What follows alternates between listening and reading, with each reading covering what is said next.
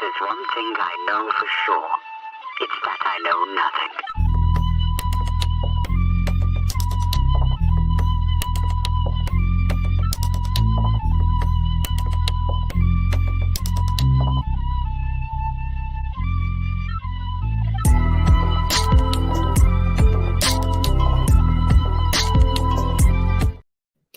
Welcome back to fucking week, dude. Last of the year episode, even though it's the new year. We were supposed to be earlier in the week, but we had some technical difficulties. So we're coming back a little bit later. But man, what it's a fucking shit. The first episode. What do you mean, bro? The first episode of 2023. First episode of the year, technically. It was supposed to be the last one, but it's all good how it ended. But dude, we've got one hell of a show, regardless of the time or day. As because always. the first 3 days, as always, but today of all days, the first 3 days of this fucking year for MMA was fucking insane news-wise. I mean, yeah, there was just so much stuff. Rest in peace to Stephan Bonner. Fucking yeah, legend of the sport. Thanks for Forrest Griffin versus. I mean, dude, that was just that fight right there. So many. Yeah, I mean, and that's always been the storyline, and it's pretty accurate. But I mean, I feel like. Serious question. If Stephan Bonner versus Forrest Griffin didn't happen, do you think Pride would still be alive? That's a great question. No, I do not, because I don't believe that Pride's fall is based off of the UFC success, because Pride was having grandiose success early on in Japan and worldwide, not so much in the US, but by the time they fizzled out, I mean, I don't know. I don't think they ever had the real infrastructure to rival the UFC here in the United States. Like, I don't, you know what I mean? But, and then vice versa, the UFC never had the infrastructure to rival them in Japan. So, and which is why they don't do the same thing with one. But yeah, that's a great question. And a good one for debate, but I don't think so. I think what did Rizin in, which we've talked about before, was Pride. not Pride. So much. Pride. You said Rizin, Pride. Yeah. Oh, Pride. Sorry. Excuse me. Rizin ain't done ends yet, motherfucker. Yeah. But I mean, Sukibara could only do so much, you know what I mean? Like, against all the fucking, demons he had went into business with. So, there was only so much going on in the fight, and the fight fixing that was happening was really discrediting, and I think would have further discredited the market if Pride had stayed together somehow and they hadn't lost the Skynet satellite TV deal, and their contracts didn't become unworthy anywhere outside of Japan. Then I don't know, maybe they could have, but I think they would have fizzled out and probably eventually gotten bought out by the UFC for an even lesser price. So they've still got the biggest fucking grab over the UFC of all time. Be like, yeah, you'll buy us, but you'll buy a $65 million video library. So have fun with that. Another one of Dana White's failed adventures. Yeah, right. Dana White. Oh, we got so much to talk about Dana White. Dude, we gotta come up with a segment on the show. We have to credit it to Angel, but it's like Dana White, another one of Dana White's failed ventures. You know what I mean? Just racking them up slowly. This week on Dana White's failed adventures. Yeah. Oh man. Well, that's called Dana White slipping for a fight. But I like let's start. I actually like it too. It's just a dig, but yeah. Let's start with the card. Let's start with what we're here to talk about. If one of the most fun spectacles in MMA I've seen in a long fucking time, dude. If you checked out MMA this weekend and couldn't find UFC, and you know where you're going, you found Rizin versus Bellator. There's no way you didn't. And if you haven't, you've seen highlights by now. I mean, it's incredible because K1 actually did an event the same night in a smaller arena in Japan, in Tokyo, and actually outdid. Do you know the arena? Rizin event. Do you know the arena of it? It's a different arena. No, it's smaller, but was it? I mean, if you're in Tokyo, you're thinking Ota City Gymnasium. You're thinking Korakuen Hall. Let's just Google it. Let's go. Just K1. K1. But regardless, you know what I mean? They did that. They they did a bigger show there. But I was just saying that to say it. We don't need to get into it right now. But Rizin itself, man, from the beginning of the show, like the beginning of the show is absolutely Pride. 100% starts off with the Pride theme. I mean, you can't, there's no mistaking that, you know. No, and it was glorious. It was so glorious. Good. The light guy was fucking on it, dude. He had it down. Bro, from the opening pyro to the banners dropping. Oh, my buddy was here watching it when I was reviewing it earlier. And when the banners dropped, he was like, bro, what is this? He doesn't even really watch MMA that much. You know what I mean? Like, but I was like, the Japanese just do entertainment differently. I don't know. Just do banners drop. You know what I mean? Like, yeah, it's just. But Dream and Rizin and Pride and all those guys and Saki Bar, they all have this vision of production that is beyond anyone's else's in MMA. Well, you know, Dana White always says it. He doesn't ever want to do that type of shit because of WWE. Everybody knows already he's taking everything that he learned based off of WWE. He didn't want it to look like a WWE production. That's why we don't see any of those crazy stages and fights and shit. Like early on, it used to be that way. Oh, UFC had all that shit. 2000s. Pride. Yeah. They were battling Pride because Pride has. I mean, Pride. That's why it's just like, dude, you think like that walkouts have come a long way. Walkouts have taken many steps backwards. Walkouts at one point were like in the gold. Now they're like barely getting bronze, like walkouts. You know what I mean? Like the shit Izzy does seems weird or kind of almost out of place because walkouts have become so bland and blah blah. Besides Izzy's walkout, the last other great walkout was Connor's at 205 that I was there for when he had Sinead O'Connor standing above the stage singing. But what did Connor even do? He just walked. He didn't do. No. It was the spectacle of having Sinead O'Connor. Right.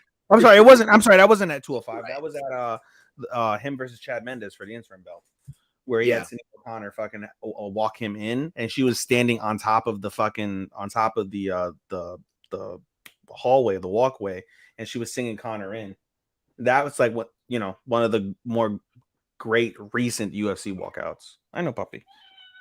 My cat is bitching. You guys hear him?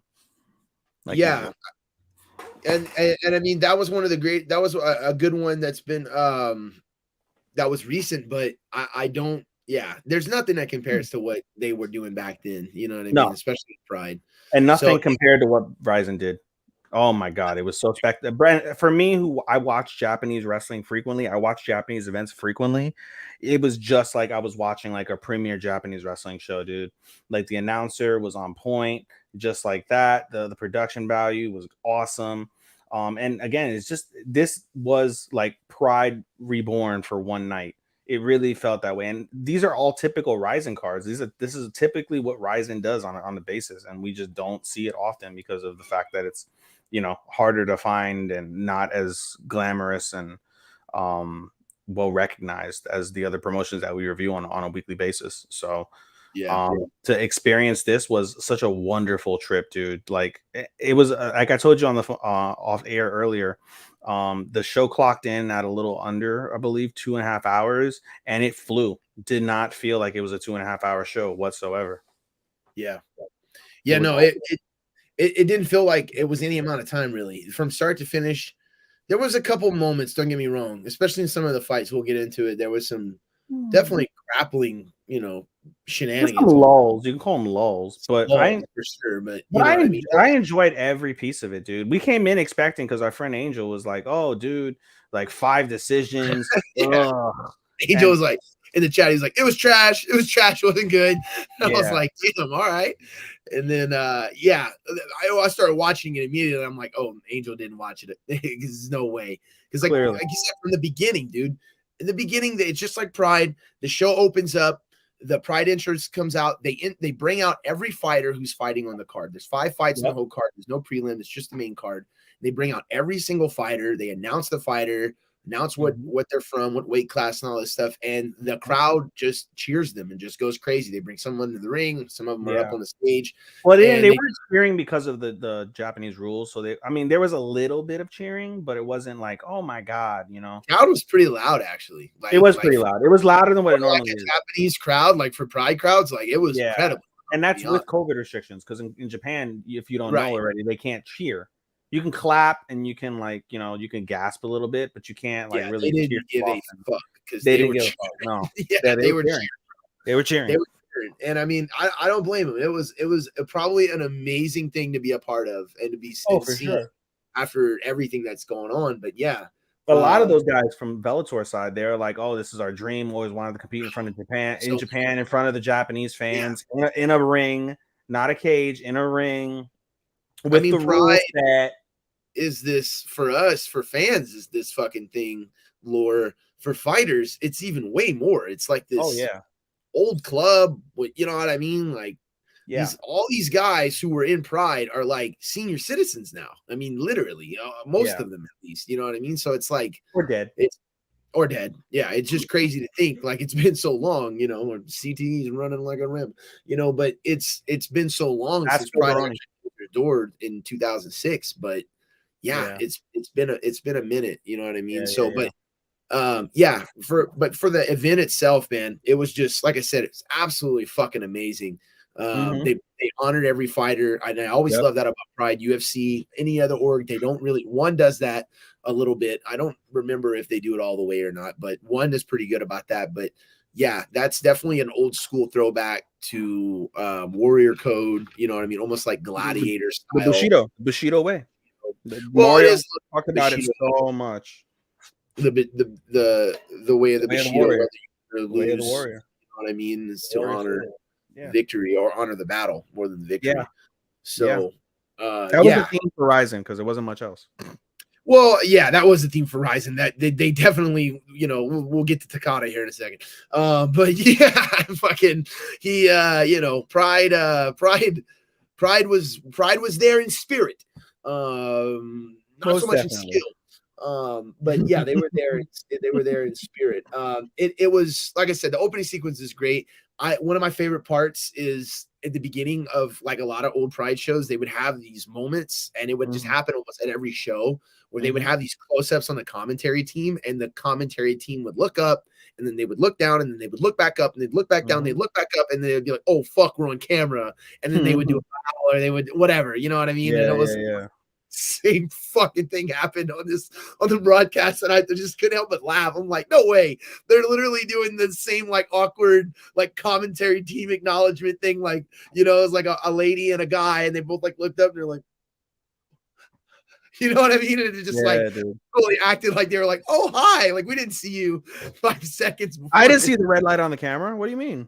Yeah, exactly. They're like, oh hello. Konnichiwa. So I love that. You don't see that. The UFC doesn't give you anything like, you know what I mean? Like some people call it amateur or whatever. To me, it's just something that reminds me of Pride. So it just got, you know, tickled you. It tickled my MMA. Tickle me, Andy. Tickle my MMA something. I was gonna, but yeah, fucking yeah. The other thing I was gonna say was the dropping of the banners, which you kind of talked about. That was insane. It must have been set the tone. Set the tone.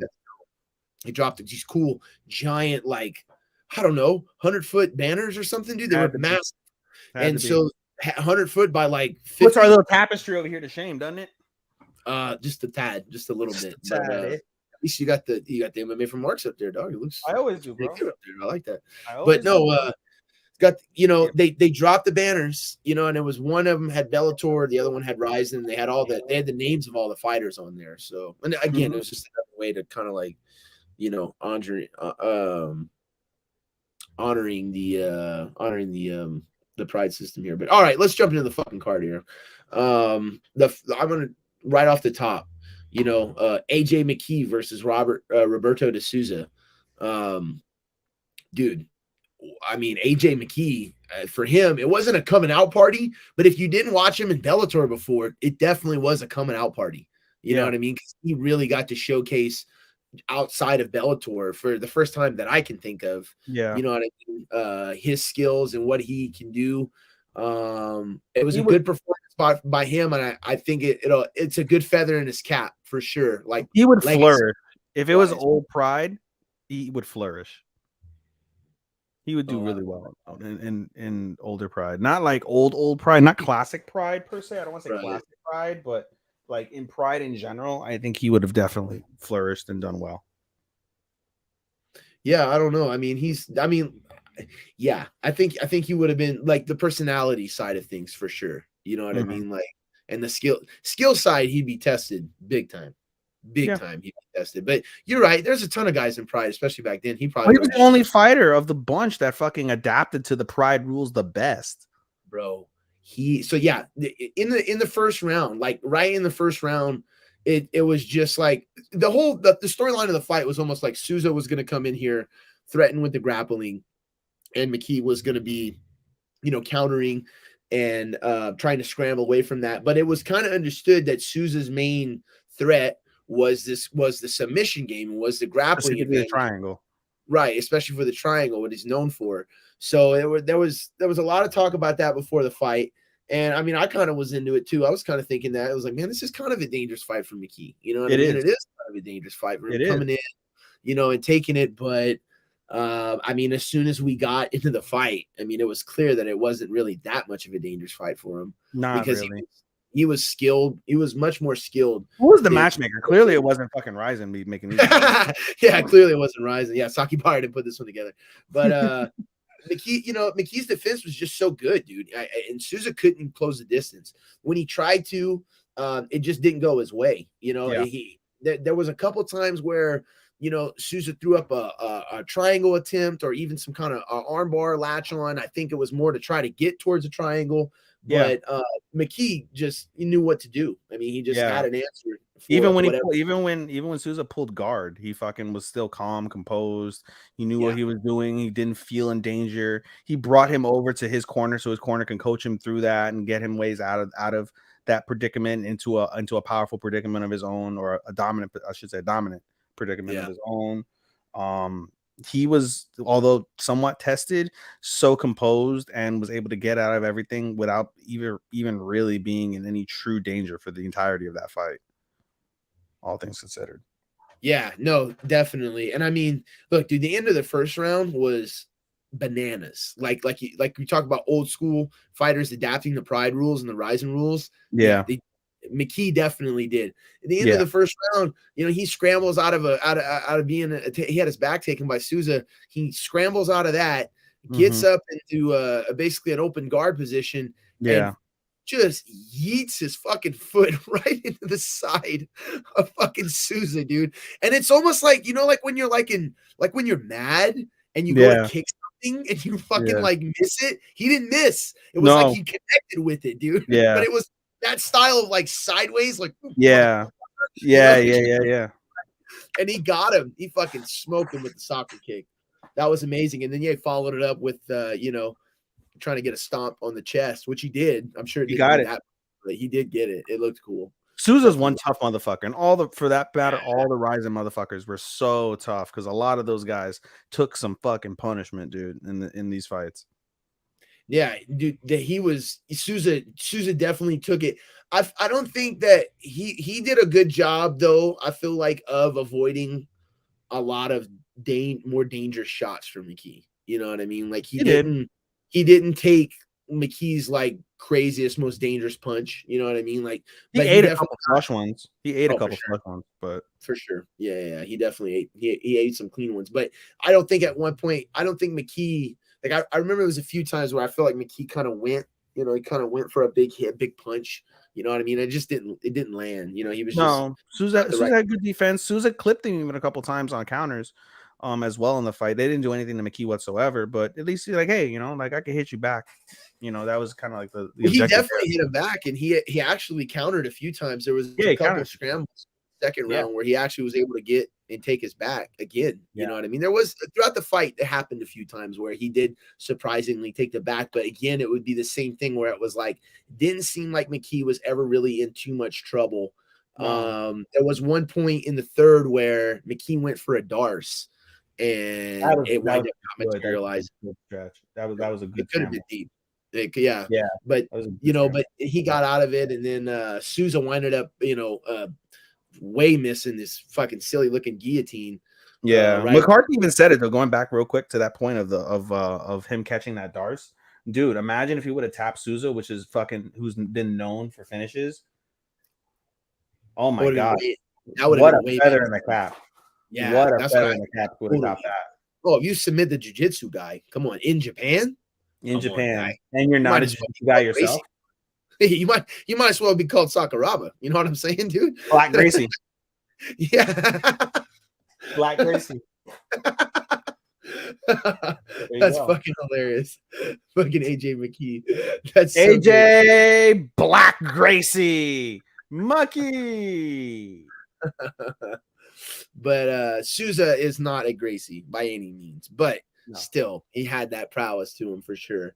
Yeah. But yeah, McKee definitely he was just able to get in front of everything he was doing. Like you said, it wasn't a uneven match. It was clear that McKee had the better game plan. He landed cleaner, stronger punches. And even though there was I could see how in the UFC or in Western MMA, I could see how there'd be almost a split decision in this fight, which is crazy. Because when you're looking at it off of Pride rules and how Rizin judges the fight off of damage. Which, by the way, pause that. Which, by the way, Darren Elkins, awesome. That's what we're Rizin right now. Okay.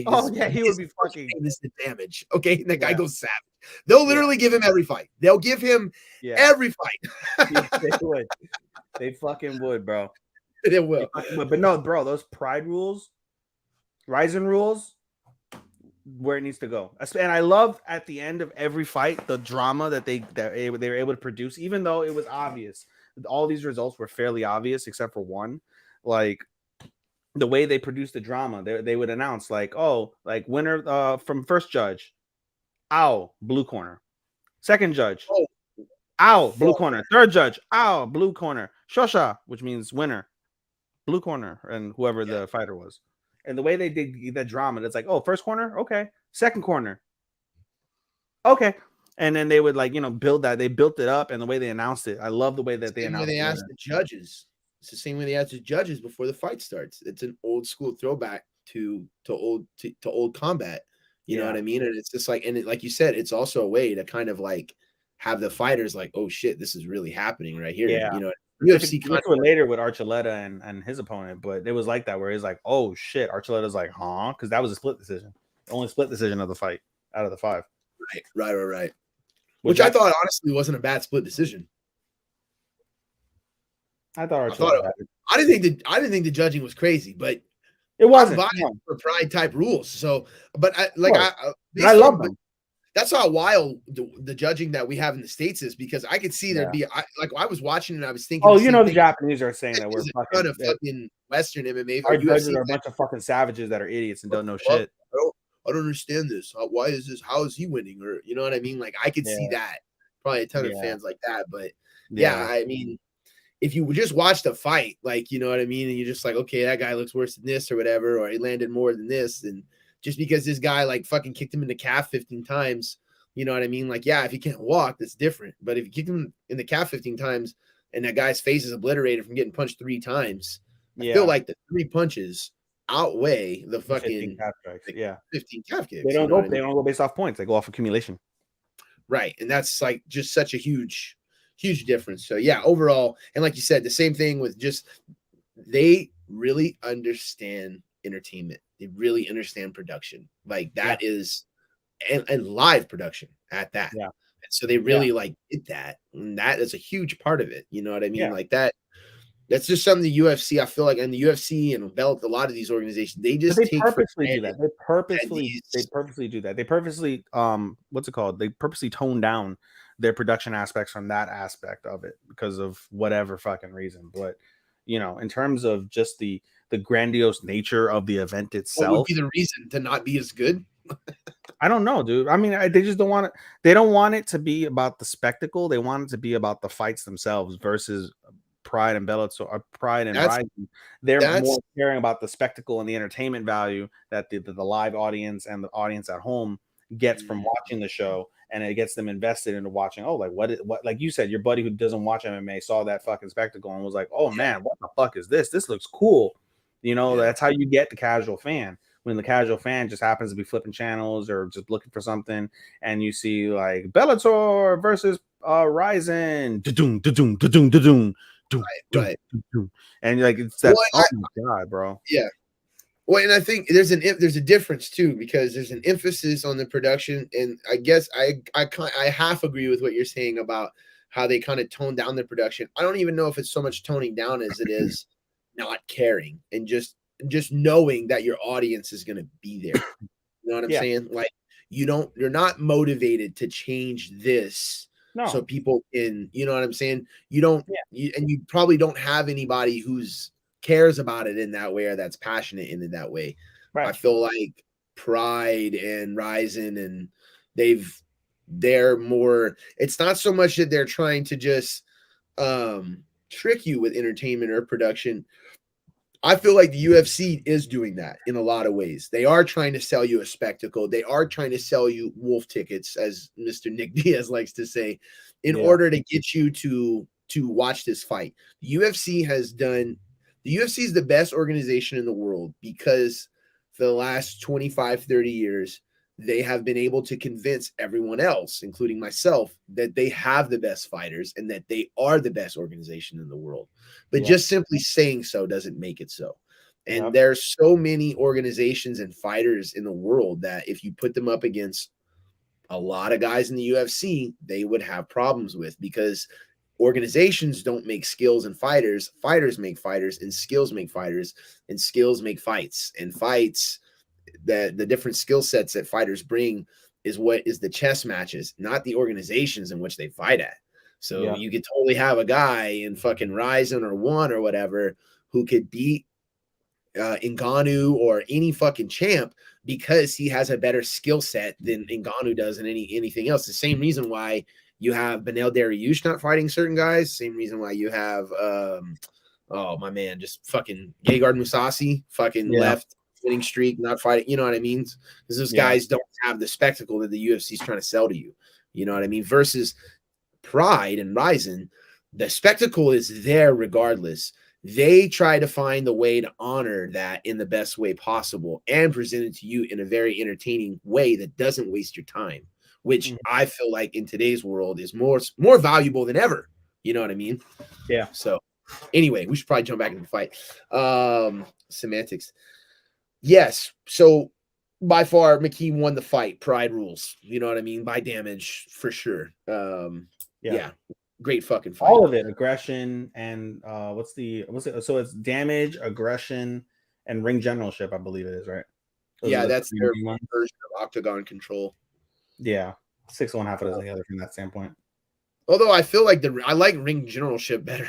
Well, that's a boxing term. Wrestling or boxing. It's originally a pro boxing term. Yeah, ring generalship. Ring generalship with Patton get in there and start whooping ass. But like, okay, moving on. So the co-main, co-main, that would be McCarthy, I guess.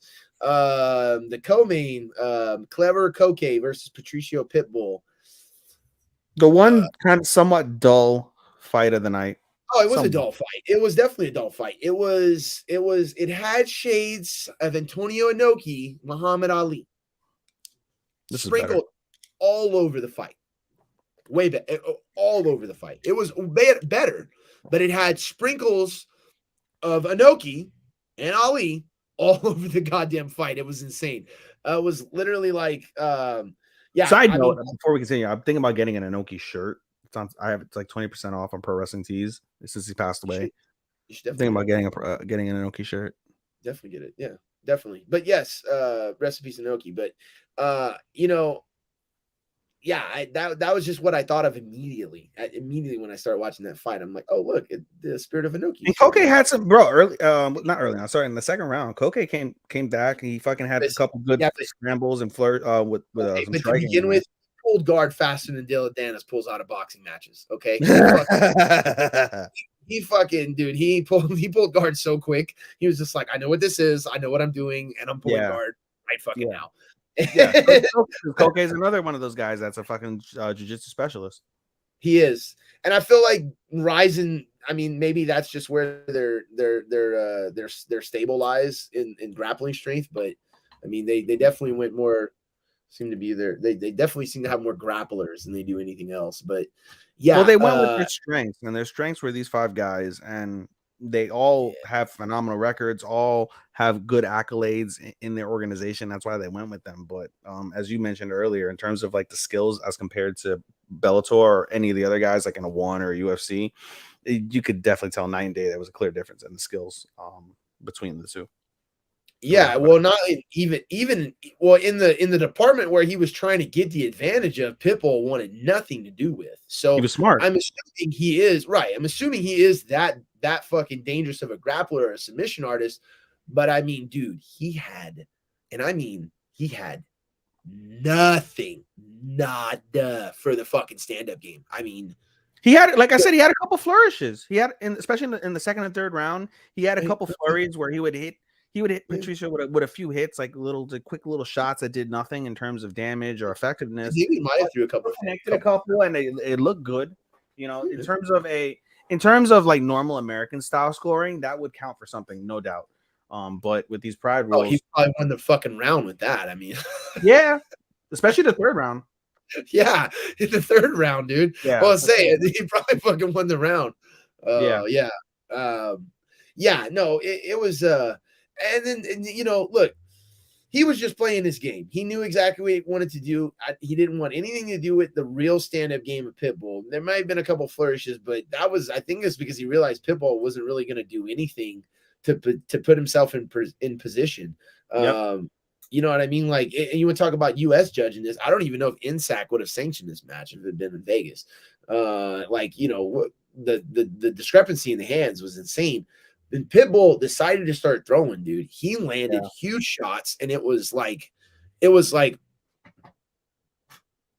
okay, all right, keep going. Like, just, you know, it's like all of us were just like, come on, man, you're right there, and he would just stop.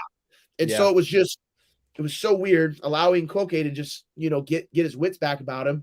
And then this motherfucker would just drop back to his back and, you know, Inoki him again. And it was just like, what are you doing, man? But really, like I said, it's not, to me, it's not even on him. And maybe it's on both of them. But if you're Pitbull and you're coming to Rizin, you're coming to Japan, and unless you're sick or something, man, I don't know what's going on. You know what I mean? Like, you're that afraid of that guy's submission game. Your title's not on the line. You're fucking, you know what I mean? Like, where you're not going to engage, and you're like the guy who engages in Bellator. Yeah. So either something was going on with him, or he was that legitimately intimidated by Koke's submission game, which he just didn't want to get caught. He didn't want to get anybody like that. Yeah, I wouldn't call it intimidation. He just was playing the smart game. He didn't want to get caught by anything fucking crazy. He knew how dangerous he was on the ground, so he respected. That's a form of intimidation for sure, because that's him being aware that, man, if I fucking make one or two wrong mistakes with this guy, he's gonna wrap me up, and I don't. Yeah, it tells me at the end of the day, like, he felt. I was just about to say, in terms of confidence, like, you know, at the end of the day, you have to know that your stand-up game is that much more better than his submission game. And it's not like Patricio Pitbull is fucking incompetent on the ground. He could fucking go on the ground, but he just didn't want to get caught by anything stupid, and he wanted to play it safe. It was a safe fight for him in terms of how he fought it. Honestly, he didn't do anything reckless. He didn't go for the kill, really. He kind of did his own thing with points, because he won again based off of probably damage. Koke had a split, had a cut right, I believe, on the eyebrow itself, and that always helps, as we mentioned, in terms of what physical damage physically looks like. And so he was able to just kind of, you know, not pity pat, but he was able to hit him with some clean shots, and he was able to kind of just keep him at bay from that standpoint, where he scored his points and he made it look relatively easy, and he was just able to just coast by. He really kind of coasted in this fight, all things considered, dude. You know, that was the first thing I put in my notes, was that it was just coasty Patricio. You know what I mean? He was just coasting. He was up and down the California coast, because that's all it was. You know, I like his fights. I've never had a problem with any of his fights really until this one. But I mean, honestly, if I'm Rizin, I don't have him back. I don't ask him to come back and fight. Yeah, but the problem is that he's such a fucking staple of Bellator. It's hard not to fucking get him back. Well, who knows what's about to happen in Bellator? But yeah, you're right. You're right. I mean, but yeah, When you think of Bellator, who do you think of? You think of the Pit Bulls? Maybe he didn't want to do it. Maybe like the whole thing going over there. I mean, I know he's older. He probably has a family and everything. Maybe the whole thing. No, he was another one of those guys, bro, that was excited to fucking compete in Bellator. I didn't see any of his interviews before, so I don't know. I saw McKee commentary. No, they would talk about it in the commentary. Well, I mean, I did listen to it, but I don't remember him saying anything about it. Yeah, they would talk about it. All these guys. The only guy who wasn't. I heard him saying something about all of them, but I don't remember him saying something like Pitbull was saying how excited he was about it. You know what I mean? Like, yeah, he was happy for the opportunity, just like all those guys. But the only one was that what's his name? The first guy for the first fight, Ramadov. Oh, Rabinov. Yeah, he was the only one that necessarily wasn't like, oh, like I want to be here per se. He was on there because Khabib asked Scott Coker to put him on that card. Yeah, he's Russian. We'll get to it. He's Russian. You know what I mean? Yeah, we'll get to it. But yeah, no, all these guys, they're all excited. Some guys more than others in terms of the opportunity. Archuleta, AJ McKee specifically, were more excited. But yeah, no. I just, to me, like I said, like if I'm Sakibara and I'm Rizin, I'm like, I'm sure there's anybody else. Can you guys bring anybody else? Huh? I said, can you bring anybody else? Can you bring Austin Vanderford so we can get a win? Yeah, exactly. You can bring. That's what I mean. There's tons of guys. You don't need to bring. Pitbull didn't sell that card. He didn't. No. None of those guys did. No, McKee definitely helped a little. Bellator and Rizin sold that card. That's who sold. Rizin probably sold that card more than Bellator did. But I mean, as far as all their fans, all those fans watch Rizin way more than watch Bellator. Obviously, that's what I'm talking about. Yeah, that's what I mean. Like the actual fans of the promotions, not the actual fighters themselves. But yeah, I think yes, you can replace Pitbull with pick a guy from Bellator, Ryan Bader. Easily. You know what I mean? If I'm Bellator. And I've got this fucking open. Let me throw this out there for you, for MMA Universe. If I'm Bellator and I got this open fucking relationship with Sakibara and Rizin and can fucking be like co-promote, hey, you got one of their fucking oldest, biggest fucking stars. I was just about to mention him. Fedor. I was just bro, you read my fucking mind. I was like, bro, why is it? I fished it out of your head. You fished it out of my head because I'm thinking in my head. I'm like, bro, biggest fucking show there with Fedor at the Saitama Super Arena. Yeah. The Emperor, the last Emperor, paid him the last show. Oh my God! They should have paid him a fuck ton of money. Let him beat up one of the Japanese guys for his main event retirement match in Saitama Super Arena on New Year's Eve, where he's performed and fucking shined for much of his career. It would have made all the sense in the world to make him give him the main event and let him retire. Have him fight Takada. Have Takada come out there and take a whooping. You know what I mean, dude? Dude. He wanted Bader because he wanted a shot at a champion, but do it in Japan. Do Bader versus fucking Fedor in Japan, bro. That would be insane. It would have been insane. It would have been, dude. It should have been. They should have really put that on there as the main event. That would have been fucking. You really blew that one. No. Yeah, but that would have been the cherry on top of a fucking event. Fedor's final match in Japan on this card. Hey. Production value off the chain.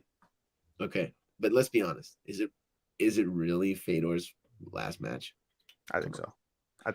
Come on. Really? You don't think he's going to go to Russia and fight like for anybody and just be like, oh sure, pay me like fucking $7 million and I'll show up? You know what I mean? Like or like I said, if I'm Rizin, I'm like, as soon as you get off of that fucking Bellator contract, big dog, hey, how much you want to eat? What do you want? Do you want a yacht? What do you want? I'm giving him. You want a yacht so America can seize it? What do you want? Do you want a part of the Saitama Super Arena? What do you want? Like, what do you want, dude? Like, I'm giving that guy anything just to fucking show up to my events 3 times a year. Like, not even a fight. I'm talking ambassador. Like, have that guy. As an ambassador, he's done fighting, but fucking have that guy be at the show. Just Khabib being there alone was fucking crazy. I thought, they could have it. They could. I see Fedor doing exhibitions. That's what I mean. He's definitely going to go raise some money for fucking Putin's next war. So, but definitely, I would. So going back to the fight, we'll get off that fucking rabbit hole for a second. But Actually, let's just move on because we beat that horse to death. Pitbull, like I said, it was what it was. Congrats. Moving on. Yeah, moving on. The next fight, however, does not fall into the lull category whatsoever. Not really. There's a couple of parts, I guess. Maybe no, this was a good fight. Horiguchi beat the piss out of this guy. Uki Kubo. He beat the shit out of him. Beat the hell out of Uki Kubo. And for the third time. For the third time, I was going to say this actually was the third time, and they, right off the bat, grappling was immediately there, and Uki Kubo kind of made the initiation, which I think was, I don't know what he was thinking about it, but he definitely wasn't advantageous in that position, and when the breaks happened, Horiguchi made him pay big with knees, made him pay big with counters. Yeah, and knocked him down really twice. Fucked his face up in his leg in the first round. Just in the first round, you know what I mean?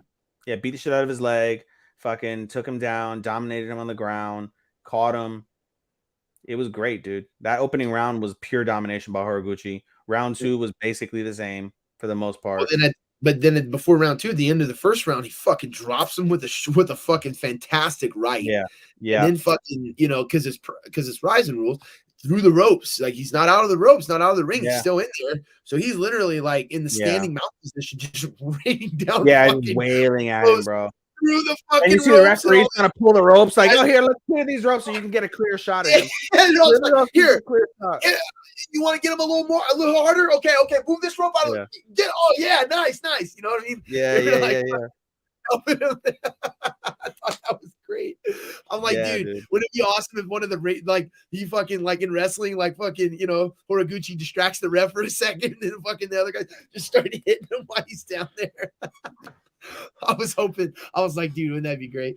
But anyway, Horiguchi ended that first round amazingly. Yeah, the second round was very that was a 10-8 by Rizin rules. 10-8 by Rizin rules, and it was basically just Horiguchi turning Ugi Kupu's legs into ground meat. It was just fucking whack. Yeah, in the opening round, in the second round, he switched to southpaw, so he didn't get fucking caught in that leg because he's like, yo, my leg is fucked up right now. It was a ready leg, and then he fucked up the other one.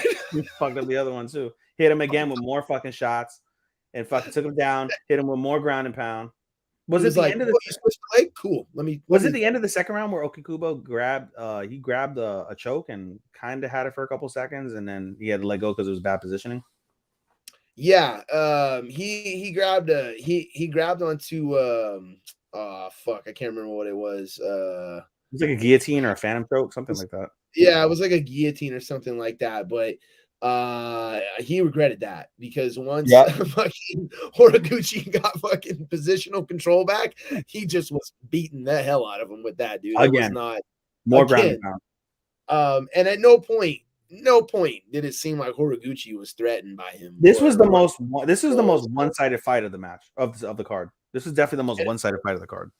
Well, and a fun fact is that Horiguchi actually has fought for Rizin, and in this lead up, there was talk that he was going to fight for Rizin in this tournament, but ended up deciding to go with Bellator. He's contracted with Bellator, but I thought there was some kind of deal that he's got because he's also contracted with Rizin. Yeah, he can go back and forth. I think he actually could have fought on Rizin's side. He could have. Bellator. But they gave him the option, like, you pick who you want to go to. Yeah, no, he was like, let me look at who's fighting. I'm just feeling Bellator, guys. But you know what it is? The problem is that I'm over here right now. It's the summer. I'm in the States. If I was over there, I'd fight for you guys. But you know why he chose Bellator though is because of the fact that he was able to fight a guy from Rizin at 125. Bellator doesn't have a 125 division, and that was a big point that the commentary made. They were like, "Yo, he's a fucking beast at 125, dude." Like, and he's like, and they're like, "Oh, I wish Bellator had a 125. Wish Bellator had a 125." No. If UFC had cut the 125 division like they wanted to, they have one, right? They would have totally had it, and Horiguchi would fucking dominate. He would. The UFC barely has a fucking 125 division, dude. Imagine Horiguchi in UFC, bro, facing fucking Figueiredo, facing Moreno, facing Kai France. No, you know why? Because I'd rather see him go to one. I feel like they'd fuck off Horiguchi. I really do. I feel like they wouldn't. They wouldn't. They didn't respect Mighty Mouse. They're gonna respect Horiguchi. Yeah, exactly. I don't feel like they give him the shot, or they don't like. I don't know. They would just, I'd like to see him go dominate in one. That'd be dope. Yeah, you know, I would love that. That'd be great, because, like you said, he is a 125er really, and he should be fighting Demetrius Johnson and Marias and all those guys. Well, they're 135. Hey, I'd like to say, I just like to say, point this out. UFC trades the fucking best flyweight in the fucking world, turns their flyweight division into a circus show joke, and one becomes the actual legit 125 fucking division in the world. In the fucking world. How about that? I mean, I still think those top three guys, France, Figueiredo, and Moreno, they would do well in one. You think they'd be champs in one? I don't know about champs, but they would do well. They wouldn't get steamrolled. I don't know. I don't think they would get steamrolled. I don't think all of them would get steamrolled. I think Moreno would be probably, or not Moreno. Moreno. I think Moreno would probably be the only guy who would not get steamrolled. But I really think that one has been focusing on their flyweights for years. And UFC, they're treating the flyweights like it's the 145 women's division. I mean, they're just almost, it's the second worst division. Yeah. They're just like, well, here's another one. You know what I mean? Oh, here's anher one. You know what I mean? Like just a little bit. Wasn't it before the end at the last card of the UFC? They said that there wasn't a 125 division since the title match. Right. So it's like, that's what I mean. It's like, that's why it's like, I'm not trying to be disrespectful to Bellator or their fighters, but you guys, John McCarthy and Josh Thompson or Morrow calling for 125 in Bellator. It doesn't even exist. I don't know what you're talking about. You know what I mean? The pool isn't that large, and it's as you said, dominated by one and UFC. Oh, the pool's that large. You could get fucking guys to come and show up and fucking fight at Bellator events for 125 all day, but they're not. I mean, it's just not gonna the level's not there. The skill's not there. No. Not going to be able to compete against anybody. No, even if they made it 125 for Horiguchi and gave him Rizin fighters, it would be a clear discrepancy in skill level. Exactly. That's what I mean. Like, dude, like you said, like the one, like there may be a couple. It almost feels like honestly, it almost feels like fucking one's 125 against UFC. Bro, it almost feels like 125 in UFC for the women, where Valentina Shevchenko is so dominant over everybody. And there's no real competition. That's what it would end up being with Horiguchi if we made a 125 in Bellator. Yeah, exactly. Yeah, but regardless, there is not that. But it would be nice, and we'll see where Horiguchi goes. But it would be nice to see him go and fight some of the better 125ers in the world. Clearly, UFC is not in the cross promotion, but I think one and we talked about it. One could do it. I would love to see if they want to, though. You know what I mean? They're spending. One is putting themselves, and I said this in the chat earlier, I feel like one is putting themselves in a very similar position to the UFC right now. They're expanding. They're getting large. They're incurring massive amounts of debt in order to do this. Yeah. And they're going to continue to. But they got investors, bro. They got investors. They got investors. So, Chatri's coming over his investors in May. And so I don't think, I mean, it sounds like the investors are going to keep investing, but that money still needs to be paid back. And so I'm hoping that I'm just hoping they're not putting themselves in a similar situation as the UFC is putting themselves in, as having so much money to be owed to where it's impacting their financial forecast and what they can actually fucking do. So, cause that would be ironic. That would be a travesty if one FC bankrupted themselves. Be a travesty for one. Yeah. Honestly, I think it's one of the things where they really have to be fucking careful about coming over to this US. The only thing stopping one is their potential bankruptcy because they threw too much into the hat. Well, there's not just that. There's plenty of things stopping one. UFC, there's the Western market that they're not familiar with. There's a lot, dude. I meant in terms of expanding to that level. Because they're already the biggest in Asia. But I mean, like you said, if they just keep going at the rate they're going, they're going to burn themselves out and eventually go bankrupt. So they need to find sort of financial fucking stability eventually for that. And, the Asian market is fine because, there's a lot of money to be made there. But at the same time, if you really want to make the money, you need to expand out west. But if you keep burning your resources like that, you're limiting yourself in terms of your ability to be able to put that expansion the way it needs to be done. You can't half-ass that expansion if you're going to do that. You have to go all the fucking way, dude. That's why places like Pride USA, that failed, and many of these other promotions as well. So. But Pride USA failed for a lot of reasons, and there's some of the reasons we're talking about right now. The inability to promote in a Western market that style of promotion that it was not easy to do. They didn't know how to do it. There is the internet now that is a lot different than what it was back then. The internet was not nearly the promoting power beast that it is now. Yeah. But so there's that, but yeah, there was a lot of, they had to change their entire rule set. That was the biggest deal. That was the biggest fucking deal. If you were a Pride fan back in the day and you watched the first Pride fight that they did in the Vegas, it was like, what is this? UFC light? What is this? It was literally like production wise, like everything wise, besides the ring, it was a weird representation of Pride in Western MMA. So yeah, I don't know. I hope that they're able to come over and keep that same feel and vibe to them that they have and the same honor without, like I said, they're fucking incurring so much debt. So yeah, I'm sure that, but they got cool investors. So, we got investors, bro. We got investors, Ariel. I don't know what kind of capital you're working with, but we have investors. Is it true you lost $100 million? Yeah, but we have investors. No. Is it true you lost a few $1 billion? Yeah, but we have investors. It's all good. It's no worries. Yeah, no worries. Geez. What was it? Like 2 billion or something? It was fucking insane, right? I don't know, something like that. It was something like it was $1 billion. It was insane. It was at least $1 billion, yeah.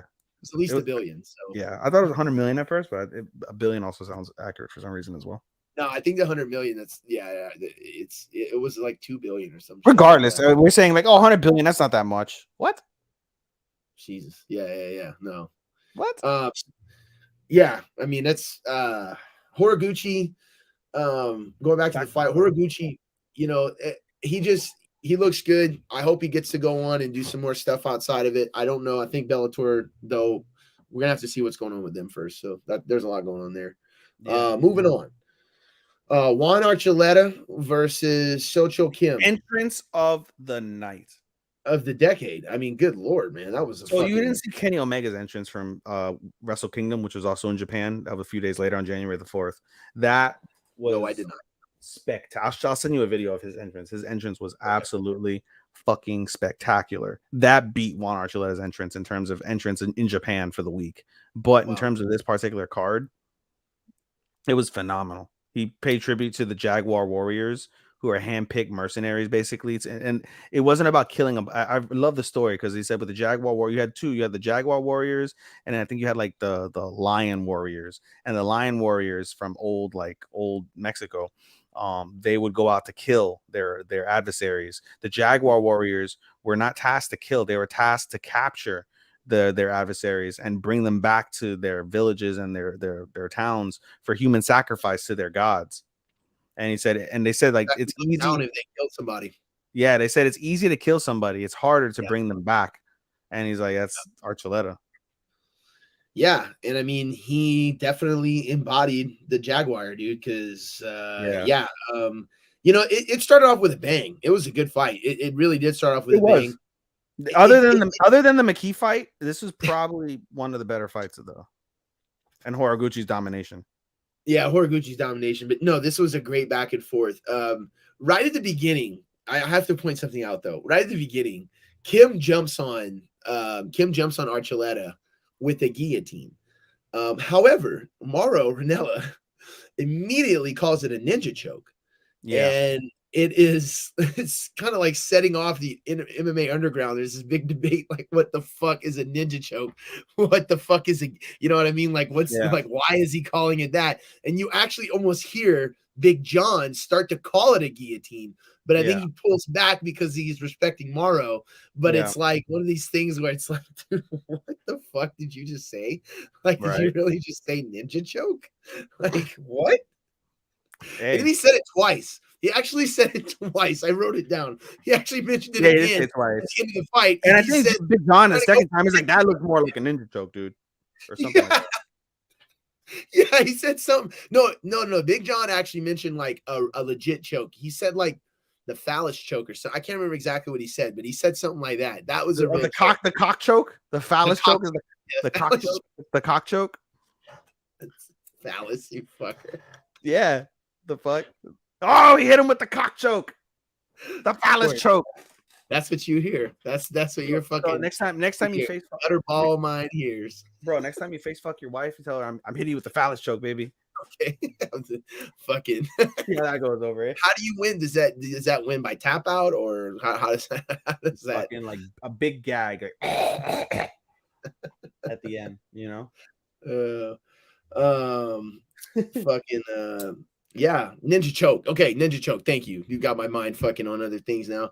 The fucking ninja choke though, that blew my mind. Like I said, I was just kind of surprised that Mauro was just like, yeah, that's a ninja choke. And I was like, well, that's a guillotine, right? Everybody else sees a guillotine. I saw a guillotine. It was a standing guillotine.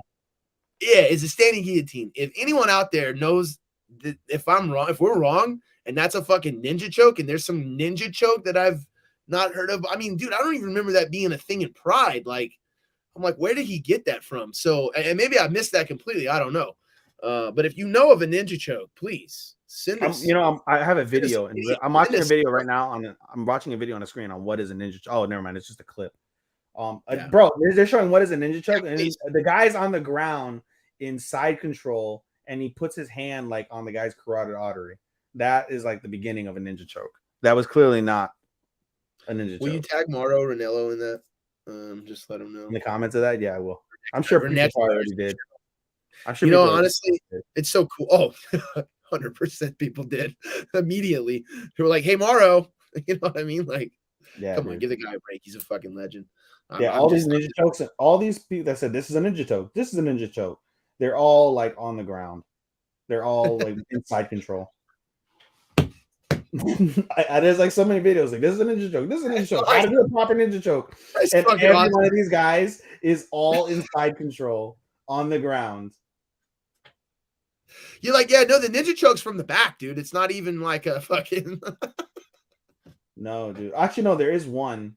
There is one where it says first ever ninja choke in PFL, and of course it's in PFL. Alex Gilpin faces off against Andre Harrison, featherweight quarterfinal bout, and it's showing like it's opening clip, and it shows a guy catching. The guy's going in for a double leg, and he gets caught in what looks like a guillotine. To me, it looks like a fucking guillotine, dude. All these other videos that I see here is all fucking on the ground, side control, with an arm in the carotid artery. That's we'll go with that as a ninja choke. We're no jiu-jitsu experts, but pretty confident the standing guillotine is a ninja choke. I'm not a jiu-jitsu expert, but I'm also not a ninja choke expert, so I'm not sure. If there's one thing we know for sure is that we know nothing. That's right. So shout out. But yeah, that was pretty much the story of the fight was the ninja choke. No, not really. The actual story of the fight was Archuleta just fucking going off, dude. I mean, yeah, pieced him up. He pieced him up. He ate some shots himself, but he didn't eat too many. But he definitely pieced up old boy. He didn't eat anything dangerous at all. No, like he wasn't ever rocked or nothing like that. No. He didn't. And the second round, Archuleta, he did go for the takedown right away because at the end of the first round, if you'll remember, Kim did land one hell of a calf kick. Yeah, and it actually hurt him. He limped to the corner at the end of the round. Yeah. They Joe Rogan him. They pointed it out immediately. The fucking commentary. Yeah. And in a fucking octagon, you can hear Joe Rogan sometimes saying shit like that. I can't. You could fucking hear that shit in the Saitama Super Arena. Everybody quiet as fuck. Yeah. Probably just like, what the fuck, Big John? You know what I mean? But I bet you they could hear that shit. No problem. But yeah, Kim really gave him a good calf slice. I'm hearing myself. But Kim really did give him a good calf slice and fucking or good calf kick. And Archuleta wore it to the corner in the second round. He came out, though, in the second round. It didn't seem to bother him. He did initiate the takedown immediately, which kind of made me feel like maybe that calf kick did have a little bit of something and he wanted to take some rest or something. Because he did pass a couple times and get advantage in grappling, but he kind of didn't do anything with it. You know what I mean? That's where I was kind of saying This was a great fight, but there were some moments I feel like where both guys were kind of resting a little bit. You know what I mean? And I think Kim was fine with it too. He wasn't trying to push it because his fucking legs were fucked up. You know what I mean? And his energy in the second round was clearly getting sucked out of him by Archuleta. You know what I mean? Yeah, like he was just, but it wasn't as bad as like oh boy in the main event. Souza was gassed in his fight. Oh yeah, well I mean he was the most gassed fighter out of everybody that fought that night. Bro, he was fighting with the pride of his country on his back, dude. He wasn't gonna fucking, even though he was tired, he was not gonna give up. No, Souza's half. He's really Brazilian, but he lives in Japan, so not well, quite. But he's half. But his whole thing, I believe his handle is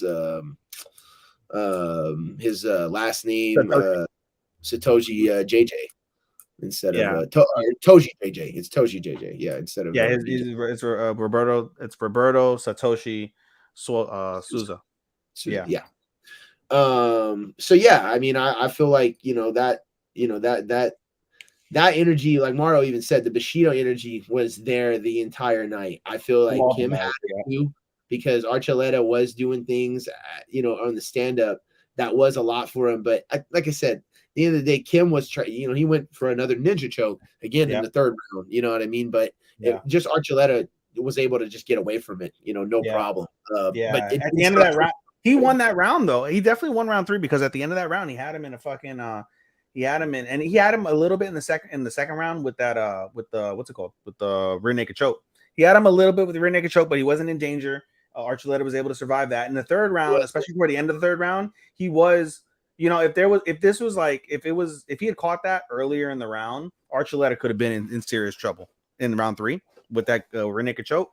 I could see him actually having a little bit of a battle there if they would have caught that early in the round. But he caught it in the third round, probably with I think like 35 seconds or less to go in the fight. When he caught him with the rear naked choke and he got his legs and he got one hook, I think, in. It was really toward the end of the fight, so he was able to survive that. But I definitely think that Kim won the third round, which is what kind of led to that split decision. So which was and it definitely was more of a split decision. But yeah, I had Archuleta winning. Like I said, I guess third round maybe to him, but I still had him win the third too. I had Archuleta winning 29-28. No, yeah, okay. So he lost the third. Of course, there's no 10-point must in the pride system either. Nope. The right effectiveness, control, damage, and Archuleta landed more damage. Archuleta had control of the fight, and was more aggressive. All three, took care of that. Definitely. Yeah. So moving on. Next fight was the opening. Gazi Rabinov. Yeah, the opening was Gazi Rabinov versus Koji Takeda. And man, Takeda's one tough bastard, bro. So tough. He embodied all of the old, all of the old legends, all the old pride legends of old and the nation. And bro, he took one for the nation of Japan. He literally was like, you know what? That's cool. He did. But that's also the story of Rabinov not I agree with Angel's point where it didn't feel like any of the guys except for McKee really went for the kill. And Rabinov had plenty of opportunities to go for that kill, and he let his foot off the gas. Plenty of times.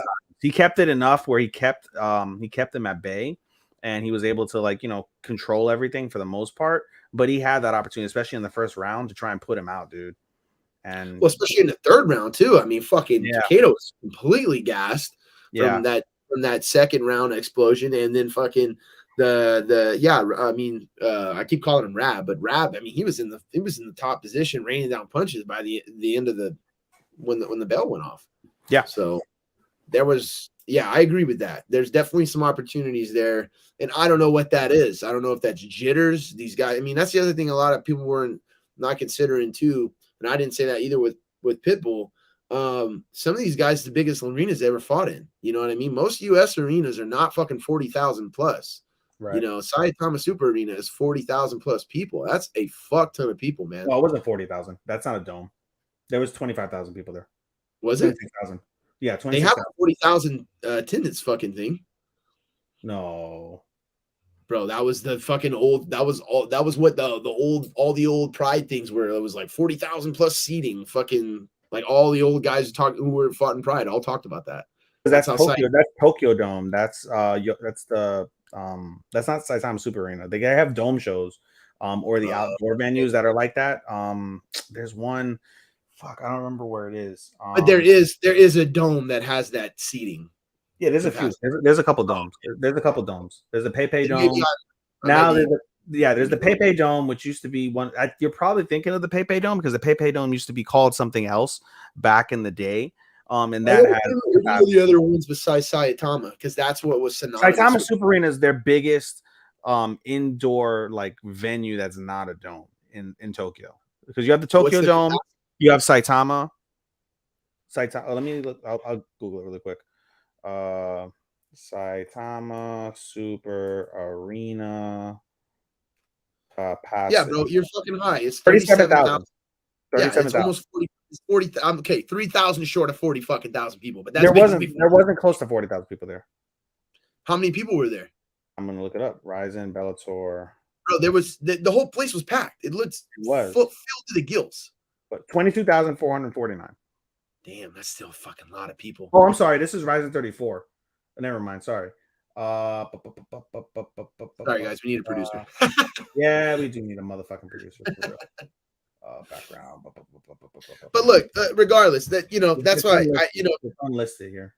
They don't have it. Maybe I don't know if maybe they've done differences, but I just remember like Big John said that. I know a lot of the old Pride guys have said that, 40,000 people in the arena or whatever. Maybe I could easily see Pride and those guys just rounding 37 up to 40. But yeah, maybe it was something like that. But yeah, I always remember the Saitama Super Arena being like the place where they had these giant fucking. The first Fukuoka's or Fukuoka Pepe. It used to be the Fukuoka Dome. Now it's called the Pepe Dome. Pepe Dome has attendance of 48,000. That's the biggest dome.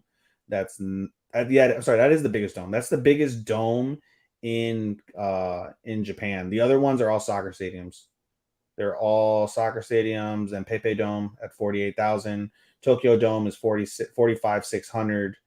And then the rest of them are all soccer arenas. Is this? Do you think the attendance is 20? Was that because? Oh no, you said it was from another card. Never mind. I was going to say, was it half because of the COVID restrictions? That would make sense. I guess. The card that was in March. The one that I saw was in March. It was in Osaka, and I think it's this one, the Kyocera Dome in Osaka. It has a max capacity of 36,400. And that was at 22,000. And that was according to the Wikipedia page that I just saw for the Bellator. I'm sorry, for Rizin. That is the largest attendance of 22 that was listed there. They had the Tokyo Dome. Tokyo Dome in June, they had 56,000 motherfuckers there. 56 at the Tokyo Dome in June. That's what I'm saying. Like that's what I'm saying. Like, this place has 37,000 people considered here. And you're telling me for in New York, I keep seeing NYE on my notes. I keep thinking New York, but for a New Year's Eve show in Tokyo, where fucking K1 did 51 million, you're telling me they're not fucking putting 37,000 seats? They didn't, because at the same time they had that, and then they had the on January the 1st, they had people going to the Nippon Budokan to see Noah. Let's make a little friendly wager here. I'm gonna say let's wait a week or two. I don't know when the stats are gonna come out, but I'm assuming we'll find them out eventually. I'm gonna say that there was 30,000 people at that event. At the New York thing, and at the New York thing, god damn it, the New Year's fucking Eve show. And I'm gonna say that only because of the COVID restrictions. Like you said, I don't know if they're allowed to fill that whole arena, the whole arena. But well, you also have to imagine that the set took up a good portion of the seats too. Fair. So yeah, no. Actually, that's not 30,000 would be my max number. I wouldn't say 30,000 is unquestioned. the way that Big John was describing the arena, they actually like moved the stage around for like additional seating or whatever. Like the way that it fucking comes out when you walk out as a fighter or something. He was I can't regurgitate it well enough right now, but he was explaining something about the way that they're seating there. So I don't think that comes into account. But listen, okay, here I found this here. So prowrestling.fandom.com indicates. Wait, what's your guess? Huh? You already see it? I already saw what the capacity is. I was gonna guess like 25, and I'm okay. I'm over what the number that I'm reading is. What's the number you're reading? So it says Saitama Super Arena is a multi-purpose indoor arena located in Chuo, Saitama City, Saitama, Japan. Its spectator capacity is 37,000 at maximum settings. This main arena capacity is between 19 and 22,500 when events such as basketball, volleyball, tennis, ice hockey, gymnastics, boxing, mixed martial arts, and professional wrestling takes place there. Yeah, but no, do you have numbers for the actual event? Or are you just reading like an average? No, I'm reading what it is. So the reason why I looked this up is because I wanted to see the attendance numbers from the last like major show that I remember from Saitama Super Arena that isn't like MMA, which is WWE. They had a show in 2005 there, and you would think it's kind of similar in terms of the staging setup and things of that nature. And that's pre-pandemic. That's a long time ago. It is a long ass time ago, but you know, the 2005 is also peak Pride, so around that peak Pride. It's not saying what the attendance was here. It just has results. Peak Pride more like 01, 03, but yeah, I hear you. Pride was still alive and well in 2005. Pride was alive and dying in 2005. They died in 2006. Did they die in 06? I thought they died in 07. UFC bought them the next year. 05 was the year that the Yakuza and all those guys were cleaning fucking money out of that place. I swear they got bought in 07. It was the beginning of 07, but I'm pretty sure it's 06. And did UFC buy? However, you still have it. So you're, huh? It's 2007. It was 07? When? It was 07. Fuck you. This is 2007 now, 2012. All right. But before we lose all the viewers, what's your number on 2007? March 2007. I said beginning. What is quarter one? What is what's your number on the attendance there? I'm going 30K. I say 25. You say 25. I would not be surprised if it was 30. 30 is my maximum. Like, there's no way in hell I believe it was more than 30. But because that's still a relatively believable number, I'm gonna say 25. All right, I'm throwing 30 push-ups. If I'm right, you do 30 push-ups. I'll do 30 push-ups. If I'm right, you do 25 push-ups. Yes, sir. Yeah, and I'll do an extra 5 if I get it. If I can there just to round it up. But yeah. If I that's a good wager. Yeah, I'd be curious. When you said that first number, I was like, oh man, that sucks. But then I'm like, okay, hold on. Nah, you start reading more. I'm like, wait, that's not. Nah, this guy's reading. Well, the capacity for that type of fight is 22.5. I get it, but that's an average. We're not. That's why I'm saying we're not. You got to account for this. I keep wanting to say New York. This New Year's Eve show. At the end of the year, that has to account for quite a bit. You know what I mean? Like that's a massive event. So, and if it's 37,000 people, yeah, I'm going with 30. I'm going with they had 30,000 people in that fucking arena. 30,001. Khabib was there too. So yeah, the Bear there too. Yeah, dude, right next to him. Yeah. And freaking he had what's his face? Damn it. That's something else I forgot to put in the notes, but we should talk about. Fucking mention. Oh man, god dang it, I can't remember his name. Not that important. You don't fucking remember it. I know. But actually, it is. What's his face's comeback? Khabib was teasing it earlier this week. He's talking about it. Zabit. Yeah, dude. Zabit. I was gonna make a joke saying, yeah, Zabit was like taking notes in the background of like Khabib or something. But bro, Zabit would starch all the fucking Rizin fighters if they put him on the card. Oh. Well, yeah. I mean, I think he would for sure. He may not start Sousa. I think he would go in there pretty well, though. Yeah, you know. Yay! How about Kamzat? No fucking Shemaev, dude. Can you imagine that, dude? break everybody. I smish everybody. Hey. I smish everybody. Hey, Rizin and Bellator, get the fuck out of here. Dana, fucking call Sakibara and tell him, hey, next fucking New Year's Eve show, 5 of your best guys versus 1 of mine. You got me when you said 1. I'm fucking done. Versus done. 1 of my guys, okay? I'm throwing Francis and Connor with there versus all your fucking guys. Oh my god, dude. Or bro, oh man, that would be so good. That'd be so good. It's such a shame. When what was that? Like, I had a match for Takada earlier. He's fighting Kamzat now, dude. You had him against Fedor. Yeah, Fedor. No, if he can take it from Fedor, he's gonna take it from a young Fedor, dude. From fucking. Oh man, that makes me laugh so much. Clearly. Woo. Clearly. All right, so that kind of wraps up the card, though. It was a fucking great show. It was really. I want to see more. I want to see more. Yeah, I'd watch it. If you haven't seen it, go back and watch it. Dude, I wish Pride. I'm sorry, not Pride. I wish Rizin had a streaming service. All their shows are pay-per-view on Fight TV. So if you wanted to ever splash out money on a big card, we could do that. But,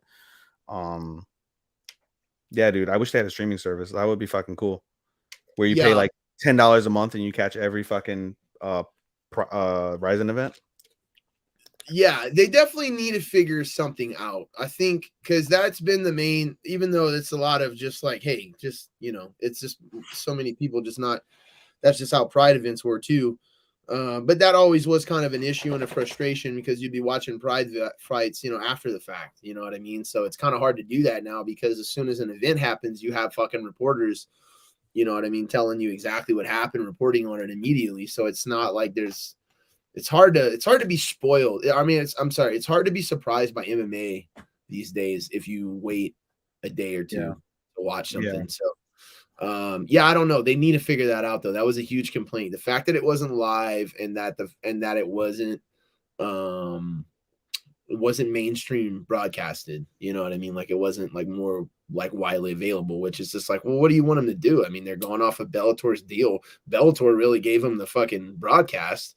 You know what I mean? It's not like Rizin has to deal with Showtime. So that was a huge deal for them. I mean, Rizin getting on Showtime was a lot of exposure for their organization. That's really fucking good for them. So even though they went 5-0 on the whole deal, I don't think that they lost much. I think maybe a couple of their fighters got embarrassed, but at the end of the day, their name got out there, their presentation, their production, their version of MMA resurfaced like in that world. And it happened at a weekend where there was nothing else going on. So there wasn't a UFC event to drown them out or a big champion fight or whatever, or Jake Paul fight or whatever. There was just them. And it was nice to have that. It felt like a good ode to the old MMA and to Pride. Yeah. I'm trying to look over here if you can see anything for Rizin on Fight. They only have video replays. They only have up to Rizin 23, which that was 2 years ago, for free. Yeah. Yeah. Well, their next show is, for what it's worth, their next show is February the 22nd. It's $20 pay-per-view. I'm sure they're working on it. You know what I mean? I'm sure they would love to be in a position where they can have more people pay to watch their fights. I mean, why wouldn't you? You know what I mean? So yeah. But any other thoughts on the card before we move on to a couple current events? I loved it, dude. Yeah, dude. Honestly, I loved it, and freaking, I wish we were able to see a lot more of these. I mean, for someone who didn't watch as much Pride and has only caught like replays of Pride, and not even honestly replays of full Pride events or major fights themselves, it was awesome, dude. And it like you had mentioned earlier, it just really highlights the disparity and the production value and the spectacle of MMA in America versus how they do MMA in Japan. I always make the joke that Japan does it better. They really fucking do, bro. Whether it's pro wrestling, whether it's fucking MMA, Asia just does it better. And thoroughly enjoyed it from the moment that that fucking opening hit. I was 1000% invested. None of the fights really, even our dud fight with Pitbull, none of the fights really let me down. I enjoyed watching that card probably more than I've enjoyed watching many cards over the last several years. I would say that's how good of a fucking like impression that card left on me. Definitely. It was definitely a good card. Like I said, it was an overall event. You had to watch the whole thing. I feel like can't just watch one fight. Yeah, hell yeah. But all right, well, cool. Let's move on to some news. You may have heard about the slap heard around the world, but Dana White, big in the news this week. Huge news this week. Really, the first time I think ever that I can remember seen any actual legit negative press against Dana, and to ever see him be caught on video doing anything. First time I think ever. Yeah. So it's just crazy to see. You know what I mean? And I wonder who's the guy that recorded it. I mean, it clearly looks like some fan or somebody, right? Shooting. They're in some kind of private like club box thing, you know. But there's looks like there's 100 people in there too. Yeah. And I don't know. I'm assuming it's someone who was just like, holy shit, that's fucking Dana White. You know what I mean? Took out their camera, and then that at that moment, fucking just happened to be like, oh, can you imagine the guy taking that shot? You're like, holy shit. And then some fucking little TMZ shithead comes find you like an hour later, be like, hey, you want $100,000? Like, I fucking, or however much, probably more like 5, but still, you know what I mean? Like that's got to be crazy. If you're that fan who captures that, you're like, geez. Yeah, dude.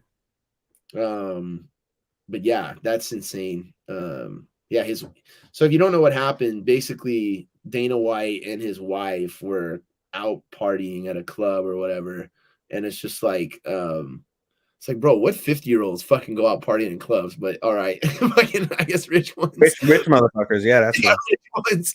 But you know, Dana White and his wife, they're out there partying in a club, and I don't know what happened. The video just basically shows Dana coming up to her. She's obviously upset about something. He's probably fucking talking to a ring card girl or some shit, and she fucking just slaps his ass. You know what I mean? But he fucking slaps her right back, and it looks like he slapped her at least twice.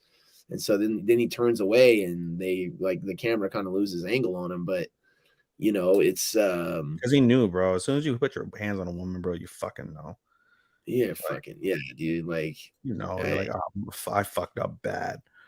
No matter the circumstance, bro, you don't ever do that shit, bro. I know I already know, like, bro, if a woman ever put my hands on me, like, I've got at least 2 homegirls that I could call. But yo, this bitch put hands on me. I can get another bitch to put hands on her. Yeah, but you should also you shouldn't underestimate some women, because I guarantee you out there, there's some women out there who'll fuck your ass up and kill you if you don't fucking defend yourself too. You know what I'm saying? Like, not like she was in that position at all, but I'm just like, there are definitely some girls out there who can handle themselves and fuck you up. So yeah, it's not like you can like let it ain't man. When I was raised that way too. You know, you don't hit women. But in the world we live in today, you know, everything's equal and everything's kind of down the barrel. And so when you have that, you know what I mean, you do kind of look at it. It's like, she did hit him first. There is that, and there is that for sure. But the way he responded to her, I feel like I would never. I don't feel like I would ever hit a friend. If a friend did that to me, maybe. You know what I mean? Or if a random guy or something like that. Oh, that's a random guy. Forget it. It's on. Some girl or whatever, I don't think I could hit her. If it was my wife, I definitely don't think I'd fucking hit her, man. I feel like I'm not trying to be some fucking, you know, bright knight or whatever, but it's just like, no. I mean, never, you know, like, bro, if it's one, I know like, some, you know, people are like that. People could be violent, but I wouldn't naturally think like, I'll never forget it, bro. When I was with one of my last exes, and it wouldn't just happen like randomly too. You know what I mean? It wouldn't just be like, oh shit, that happened out of nowhere. That's never happened before. You know what I mean? Bro, like I remember like one of my last exes, bro. She was an alcoholic, and like one of the last times that we were together before we broke up, she got really drunk, and I said something slick, and she's like, oh, you wouldn't hit me, and I was like, I won't. You're right. She's like, hit me. Fucking hit me. Like, she was begging me to fucking slap her, and I'm like, no. I was like, I got a camera up here. Somebody's gonna fucking, they're gonna see me slap you.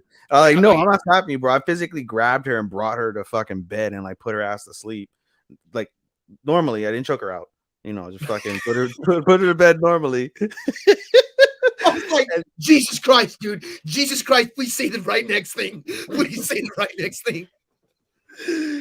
Bro, so she calmed down, dude. I was like, no, I would never fucking hit her, bro. Like, what the fuck? Dude, I'm running an MMA show. I didn't want to say I choked out a woman. You know? Good. Yeah, especially fucking part of the title is talking about the UFC president and a woman. Yeah, no. Do not misconstrue my statement, guys. Look, man, I know this. I've had a few of my friends, especially in the Army. All right. Sometimes these guys who aren't so tough or maybe not stick up for themselves or whatever, you know what I mean? Like, sometimes there are those guys out there, and sometimes you get with a significant other or a woman who might be an alpha or might, that does happen. You know what I mean? So, like I said, you take yourself out of the situation. Like, I brought her to bed and let her go to sleep. Exactly. That's what I was about to say. Even in those instances, the friends that I know, they just fucking bug out. You know what I mean? They get out of there or whatever. Like, bro, if it's like a close homie that did that to me, like, I would be like, all right, like, it's like, all right, don't do that again. You know what I'm saying? Like, do that again and it's on. Like, you know what I'm saying? Like, and by then it's like, all right, well, yeah, you're not friends after something like that. No. Yeah, no, you don't do that, bro. If it's a random stranger, you beat the shit out of them. But if it's a random woman, you don't do that either. No. Well, and then but then the other thing, more even on any of that, the thing about this that's just the overarching story. It's not the actual story of it; it's the actual lack of coverage of it. There's so many MMA, and I mean, we talked as soon as this came out. I said this.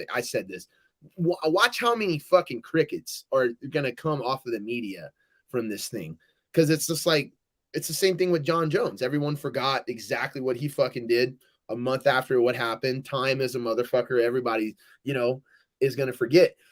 However, today did kind of change a little bit on my feelings on that, simply because of some of the news that came out today. That in the news was basically that Turner, TBS, which is what Slap League was going to be on, fucking ridiculous, was going to be on TBS, and Ted Turner's one of Ted Turner's networks, and apparently a leak or someone at Turner, an executive leak that they're no longer doing that deal with Dana White, Slap Fight League. And they're no longer, like, all of the deals, all the ad stuff have been removed already from their side of things. So fucking, this is a big thing. And I mean, I don't know, as far as, I don't think that Endeavor is going to move to try to replace him just because of this.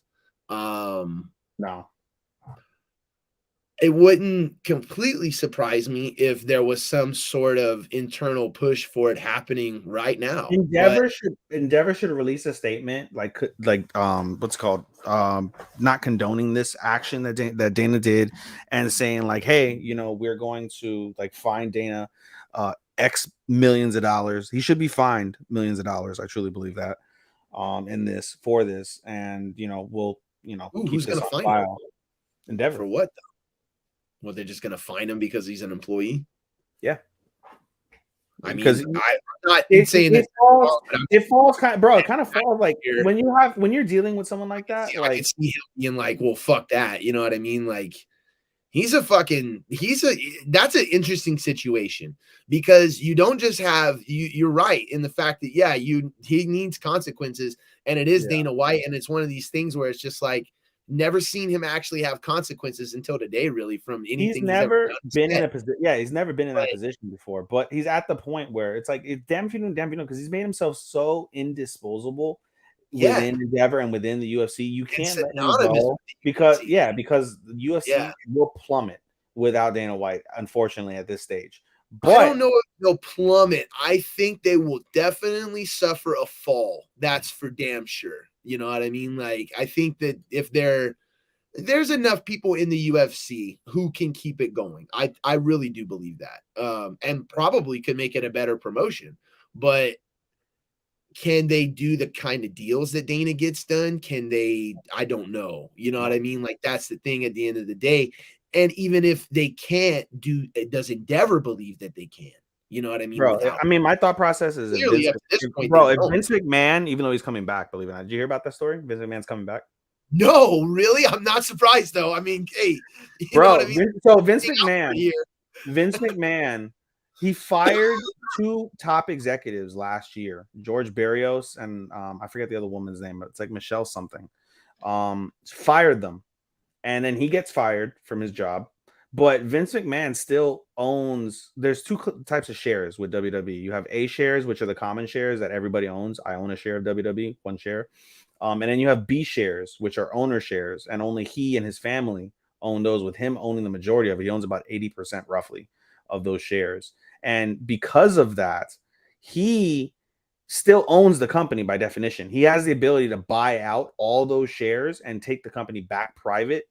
And so the 2 people he fired, he brought them back, hired himself and those 2 women on the executive board, and said that he's looking to sell the company now. Or he said I'm looking to sell the company, and I will not. He's basically holding them hostage. He's like, I'm not going to let you guys renew our television deals without me being on this board. And he has that ability because he still owns the company with those B shares. Yeah, I was wondering, dude. I'm like, bro, how are they really gonna keep Vinnie Mac out of this fucking picture? Like, they're really gonna be able to keep that dude in the background? You know what I mean? Like, he's back. He's fucking back, bro. It's so crazy. But no, anyway, back to what I was saying. Like, at the end of the day, if Vinnie Mac can get fucking pushed out for being a fucking sexual creep and predator, fucking Dana White should suffer some sort of consequences for slapping his wife. It's interesting because up until this point, this is really going to be telling. We don't really know how much control Dana has in the UFC. We know what he tells us. We know that he tells us that Endeavor entrusts him implicitly, and that he's basically the god of the organization. He acts like he still owns it, but he doesn't. He doesn't own any. He never owned it. He did. He owned it with the Fertitas. He had a small stake and percentage with. They gave him that. He still does. No, he sold that off to the Endeavor owns that now. Yeah, he is a contracted. He owned it. No, he doesn't. Even more reason for him to fucking suffer consequences, because now you're simply just a contracted employee. Yeah, he's just really he's a commissioner now. He's basically a commissioner. And so, but it's like one of these things where it's just like, how much power does he actually have? You know what I mean? And like, how much power? He has a lot of power, apparently. But that's what I mean. We're gonna see like how much is Endeavor. How much do they control? How much can they actually take from? Like, what you can't suspend him, because again, the UFC will suffer without him. You know what I mean? And you don't have anybody that is nowhere near as adequate to be able to pick up the slack, huh? Yeah, but I think UFC will suffer if you put him up front right now. I do. I don't think their next card, their next pay-per-view is at the end of the month, right? In Brazil, I believe. Yeah. So it's like Angel said, we ain't gonna see him in Brazil. They won't give a shit, because in Brazil, Brazil, but we ain't gonna see Dana White for a fucking month anyway. That guy, I'm sure the next interview he's gonna come out. He's gonna be like, man, that guy I was before. Got that power to like tell people, like, listen, I had to go out on a fucking ayahuasca trip, and now I'm better, man. So I won't hit people anymore. Bro, but Dana White he has the power even with the media. Like, all right, all you journalists, you guys cannot ask me questions about this. Bottom line, if they're already doing that, That's Endeavor's tied to a lot of these media outlets, and they've already basically put a kibosh. Did you see the guy from ESPN? Yeah. So you saw that the tweet from the ESPN where he tweeted Stephen A. Yeah. Angel was talking about it in the chat. Yeah, dude. Yeah, I saw that and I was like, yeah, it's crazy. He has a lot of power in a lot of places. A lot of friends. He's got a lot of power in a lot of places, and all of them are important. And a lot of friends too. So friends, dude. Yeah. So I don't know. But I know this: the day that story broke, Endeavor, if they weren't before, they definitely started looking for a replacement, like 100%. 100%. Yeah, you have to start lining that up, dude. Like, yeah. Now at this stage, Dana White is just fucking an explosion waiting to happen in some capacity somewhere. He always has been a ticking time bomb. Whether or not it was going to be something he said that was super offensive and people didn't like, or something he got caught doing, he was always a ticking. I would have wagered on something he does, because Dana White's not dumb. He's not gonna say the hard F word. No, I'm talking about fuck. We're talking about the other one. He's not gonna say some shit like that. He's not gonna say like fucking like women should be in the kitchen. Fucking not. He used to though. He used to before he shot me at all. This guy, he's a white guy from Boston. I'm sure he fucking has racism. Yeah, bro. Of course, he used to say all that shit on interviews and stuff too. Like everything, bro. I've heard him say a whole bunch of shit. And Dana changed his tune at like around like 2009, 2010, I think, because I think before then really believed that the fucking internet was a fad. I really think he believed that for a while. Like he thought a lot of those old people did. They all kind of thought that the internet was going to be one of these things that were around, kids would keep alive, and then the kids got older and go away. No, you know what I mean? Like, and everything that guy has said since Zuffa purchasing UFC, that has been a report, like an interview, is out there. You know what I mean? So he knows that. He's aware of that. And anybody who's ever been in front of a camera or whatever, you know that you fucking church yourself up a little bit. You do a little bit of something because you're in front of a camera. That's that to the fucking 10th degree. You know what I mean? Like, yeah. Oh, excuse me. And my podcast host froze. God damn it, Andy. I can hear you. Oh, you froze completely. I didn't hear shit for like a good 10 seconds there. I don't know what happened. But yeah, I don't know what happens to Dana, but it's definitely the beginning of the end, I think, for sure. And I do not think this is the last. This could definitely be the first nail in his coffin. Yeah, that's what I mean. I don't think this is the last thing that's going to come out either. No. You know, I mean, everybody, if you got all the disgruntled fighters have been like, oh, now you guys are feeling Dana White's a bad guy, he's an asshole. That's what I'm saying.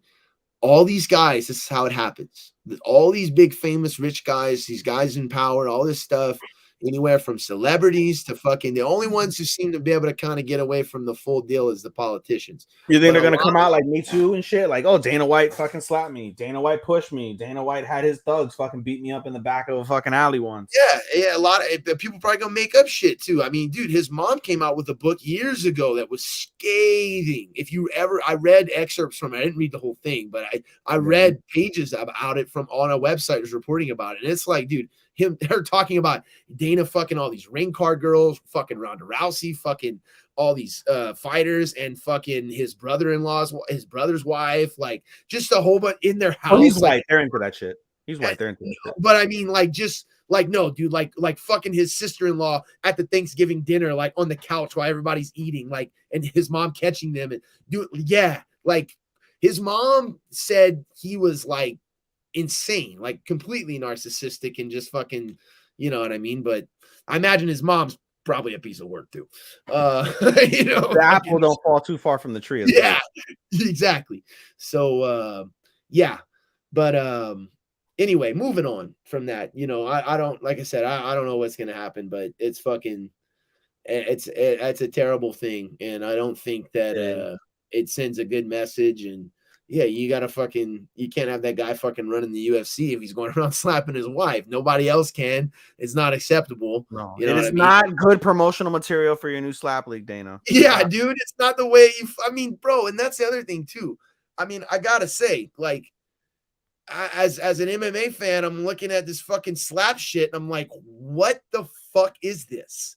I mean, what is this? What is this? You're turning it into a sport. Like, yeah, I'm done. You turned a viral craze from like Russia, bro.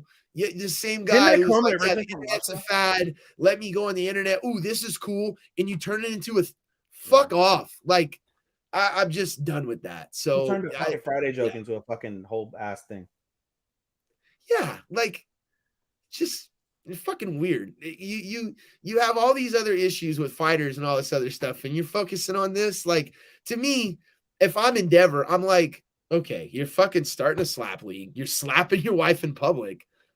Why are we keeping you around? You know what I mean? Like, are you starting to be more trouble if you're deal with affliction? What? Dana White, let me tell you, this might be how this story ends. He gets let go, whatever, however that him getting fired from that looks, that happens to him. Then he goes to whatever organization will take him, and he just commits to fucking revenge. You know what I mean? And imagine he gets let go from UFC and he goes and buys Bellator.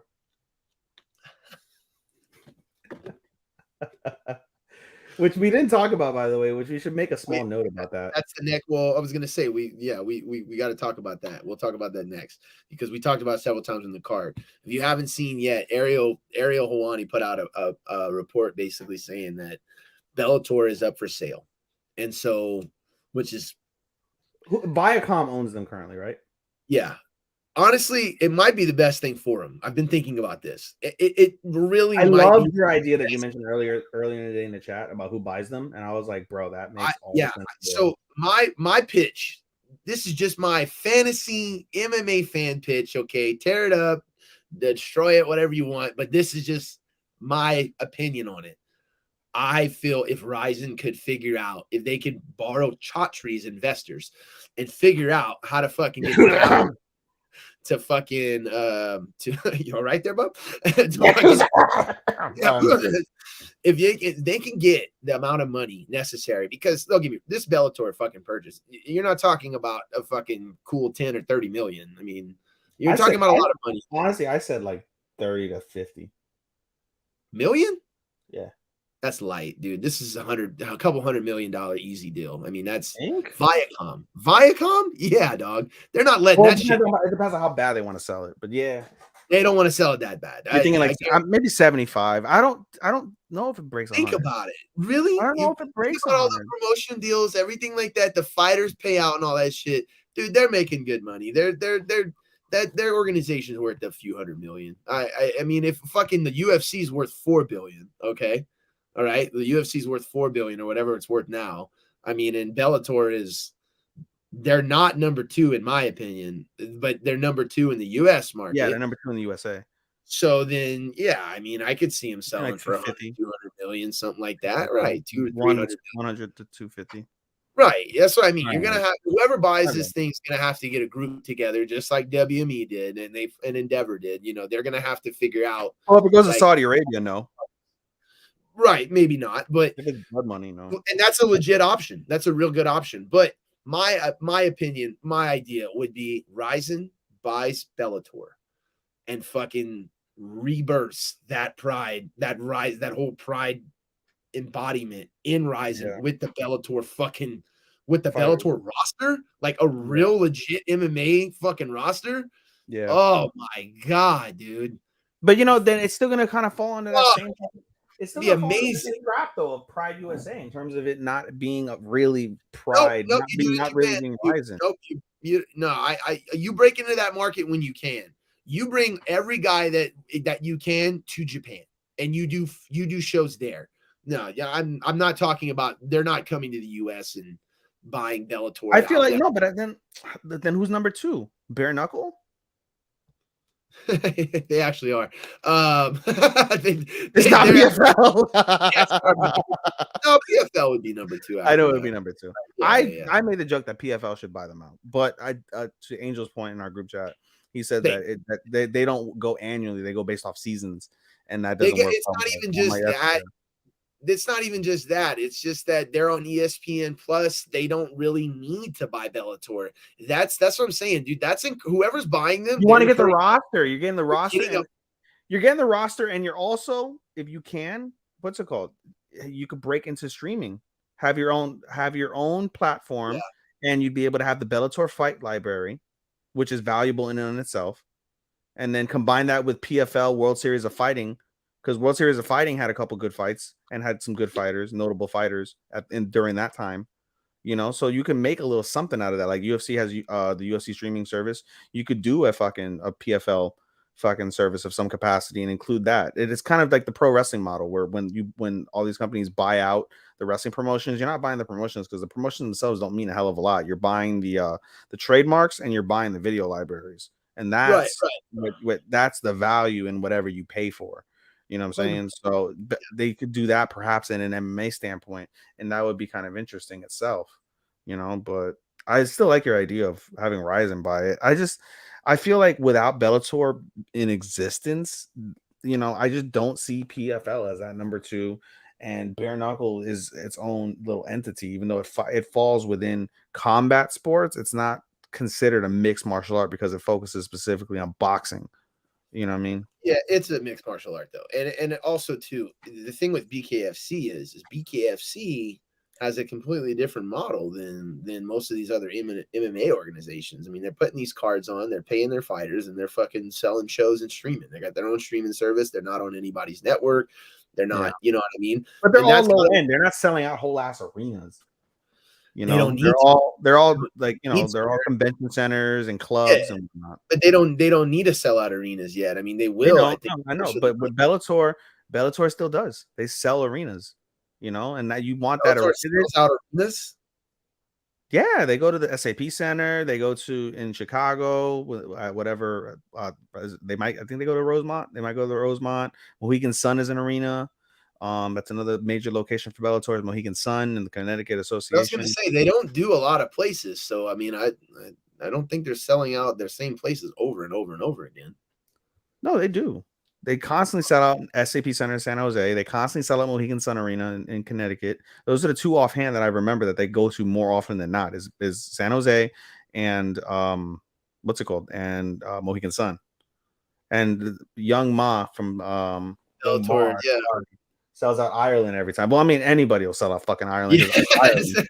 It's like Ireland do. Cage Warriors probably fucking sells that shit out, but yeah, no, that's SEC. a solid point. It's a solid point for sure. Bellator, yeah. I mean, look, they can move numbers for sure, and that's why I'm saying they should be worth a couple $100 million for sure. But I don't know if there's that much interest in a streaming service league that's just Bellator by itself. I mean, clearly not. No, you'd want to put it on. You want to put it on broadcast. You want to put it on broadcast. And the same thing with, you know, that's why I say if Rizin were to buy them, I don't think you I don't think you try to take over that market. I don't think you try to replace Bellator as a fucking organization in the US and replace it with Rizin USA or whatever. You need to build your organization, and that's what they have is they have the stock for you to build that organization and some of the promotional needs to maybe break into the market of USA and also to like do some tester shows and stuff like that. But it's still the thing where why do you need to do that? If you have a fucking successful product over there and you're fucking paying guys and you're doing shows and they can figure out a way and they don't need to go through the trip, dude. The trip is just so damn hard. That trip is so damn hard. I said the trip is just so fucking hard. Yeah. Well, you're going to have one of the hardest trips that you can make other than going to like Australia. Yeah, but fighters are used to moving around. You'd be surprised. A lot of fighters would move out there or live out there 6 months out of the year or whatever. You know what I mean? That's the guys did it. Bro. You're not gonna see a fucking Patricio out there. You're not gonna see a fucking MVP. Why not? Guys did it back in the day for Pride. They traveled there all the time. If the money's right and the work's there, why wouldn't you go? It's no different than any other job. You know what I mean? It's a different level though, I think. You know what I mean? Like, dude, it's a different level. You can make more money and fucking beat the Rizin guys who can't fucking stand up with you. Yeah, dude, it's a different level. You could fucking go over there and kill it. You know, I mean, think about it, really, you could, especially if you after what we just saw on that card, the 5-0 Bellator. A lot of the Bellator guys should be encouraged by that. I'm like, okay, well, we can go over there and fucking whoop ass. So if they're talking about, you know, merging the roster, I mean, this is all fantasy. This isn't happening. Yeah, but if it did, well, the women would be fucked. They'd have to all go to PFL because they don't. Rizin doesn't do women. Yeah, no, they do. Yeah, they do. Do they? Yes, they do. Gabby Garcia fights for them. What are you talking about, man? She's basically a dude. Okay. Well, she's a dude with a vagina. Yeah, well, that's acceptable now, dude. She's a girl, bro. That's, you know what I mean. She just wants that's where she wants to lie at. That's where she lies. Speaking of dudes with vaginas, real quick, this is kind of an awkward segment. Did you see the tweet? Did you see the article I posted last week regarding the WBC, which is the World Boxing Council, which is the biggest boxing organization that's in boxing, having a transgender division? No, I didn't see that. Yeah, they said in 2023 they're going to launch a transgender division where it's all trans fighters and they fight each other. I don't know weights or anything like that, but they said that they're going to have their own trans division, have a trans champion, all that. I'm fucking watching that. It's interesting. Yeah, it's interesting. It is interesting. Not me. Yeah, it is. It's interesting. it's there for the jokes, but just in terms of like, another step towards equality and just, the reality that, anybody who watches combat sports knows in terms of the difference between a man and a woman, fighting, body composition, weight wise, all the different variables that martial arts is for everyone. It is for everyone. That was always the golden promise with it. And that's never been the same with baseball, football, basketball, or any of the other big sports. And so that for me, it is for everyone too. Women play soccer. They play basketball. Women don't play football at a professional level. Women play basketball at a professional level. You mean the Lingerie Football League isn't a professional league? They are though, aren't they? Yeah. Oh man. Got him. But all right. Yeah. But I don't know where Bellator is going to end up. But I like that it's happening, and I like that it's going to be changing. And I pray to God they changed that name. So fix name on the Bellator. You know what I mean? Like, dude, that's just fucking wild. Yeah, you can keep the gimmick of the gladiator, but no. I don't mind it. I mean, the gladiator gimmick, combat sports. Push it all out, man. Get it out and start over. I get it. Okay, Trump. I get it. I get it. It's just, I don't mind the combat because at its purest form, you have it's mixed martial arts. But, my friends who like to make fun of me, like when I watch like a bloody UFC card or something, like, oh, you'd be great in like the gladiator section. So thank you. Somebody said it. The Bellator name is trash. Dude, I'm telling you, it is. Dude, we like you. Young Mar 24. We like you, dude. Yeah, Young Mar 24, fucking #1 top fan, dude. It is. It absolutely fucking is. It makes no sense. I will say this much. I don't like PFL. I don't like a lot about the organization. Maybe one day I'll feel differently, but I do like cold day in hell. The name, cold day in hell, hot day in heaven. But the name itself is definitely more organized and more well thought out than fucking Bellator ever was. You know what I mean? I think they're just sticking with Bellator now because it's just like, well, what do? We change it at this time? Yes. Scott Coker, yes, you do. You know what I mean? I bet you he fucking hates Bellator. I bet you he fucking hates that name. They probably have a different name that they call it inside for other meetings and stuff. They're like, hey guys, cool fighting, right? Yeah.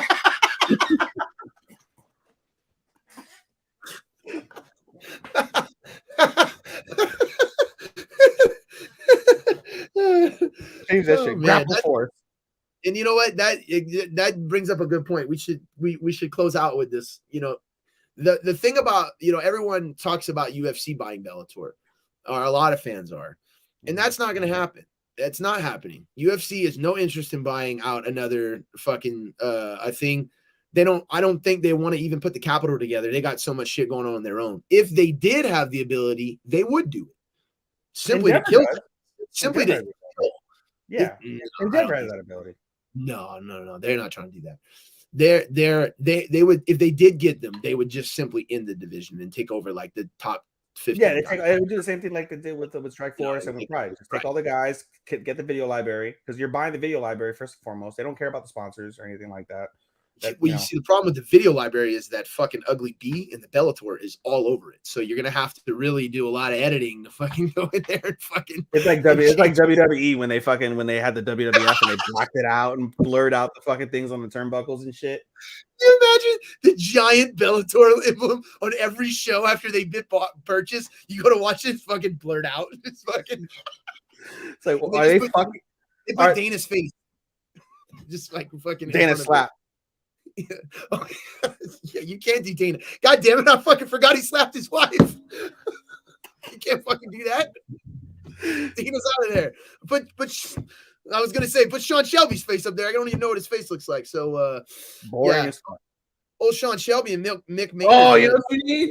You know what you need? The old Irish of the UFC. They're about to. You know what you need? You're gonna put somebody's face on the mat as a blur. You're gonna put Paulo Costa's face with the secret stuff. Yeah.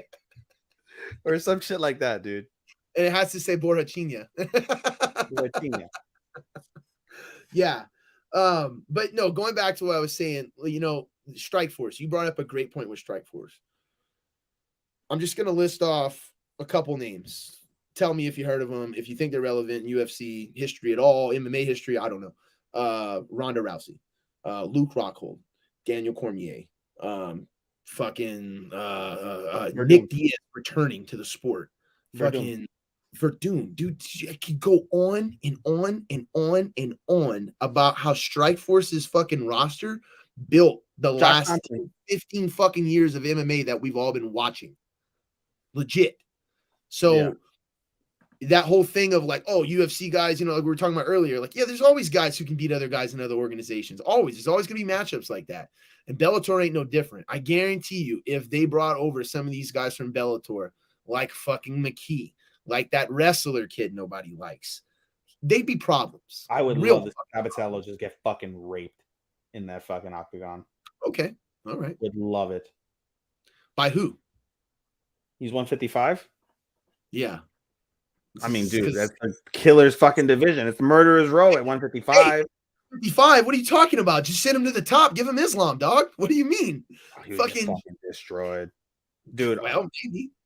Bro, just give it, bro. Just get Moicano, Hooker, Turner, Peruvian, Dos Anjos, Gamro, Fiziev, Chandler, Dariush, Gaethje, Poirier, Oliveira, Makachev. Bro, he would never beat any of those guys. None of them. Skip all that and give him the bear first. Let's see how he does against the bear.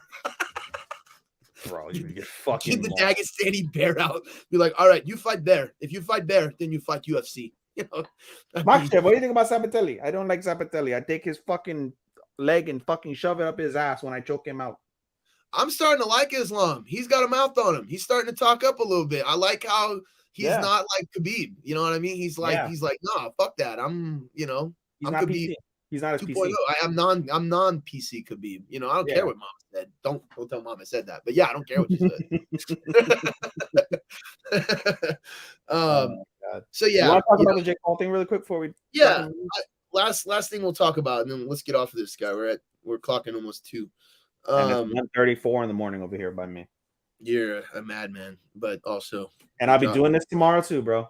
Yeah, I'm in for 7 hours of podcasting in the next 24 hours.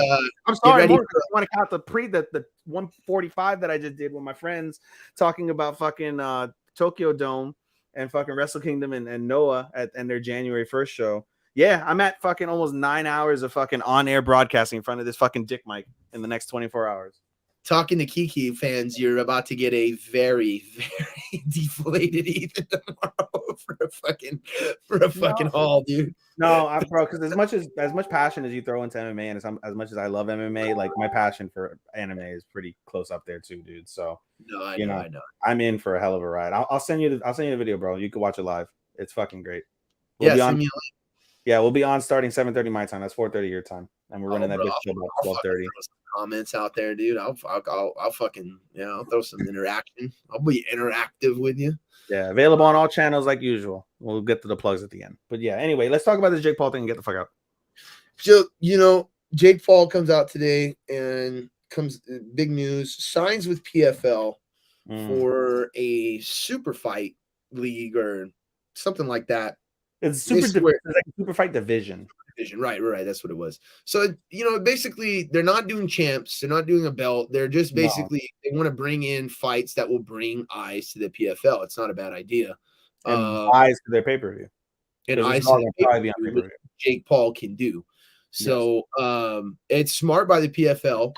I read after the fact that he also bought stake in the company, owning stake. Yeah, he does. So he actually owning equity in the company, which what do you think, like 5%, 10%? I think it's 3%. But regardless, that's a good amount. And I bet that, I wonder if it was some kind of like pay to play deal. Cause like you said, PFL, like all these guys obviously would have done a deal with him, but he's doing it with PFL. I think there's a couple things. The ESPN Plus deal is huge.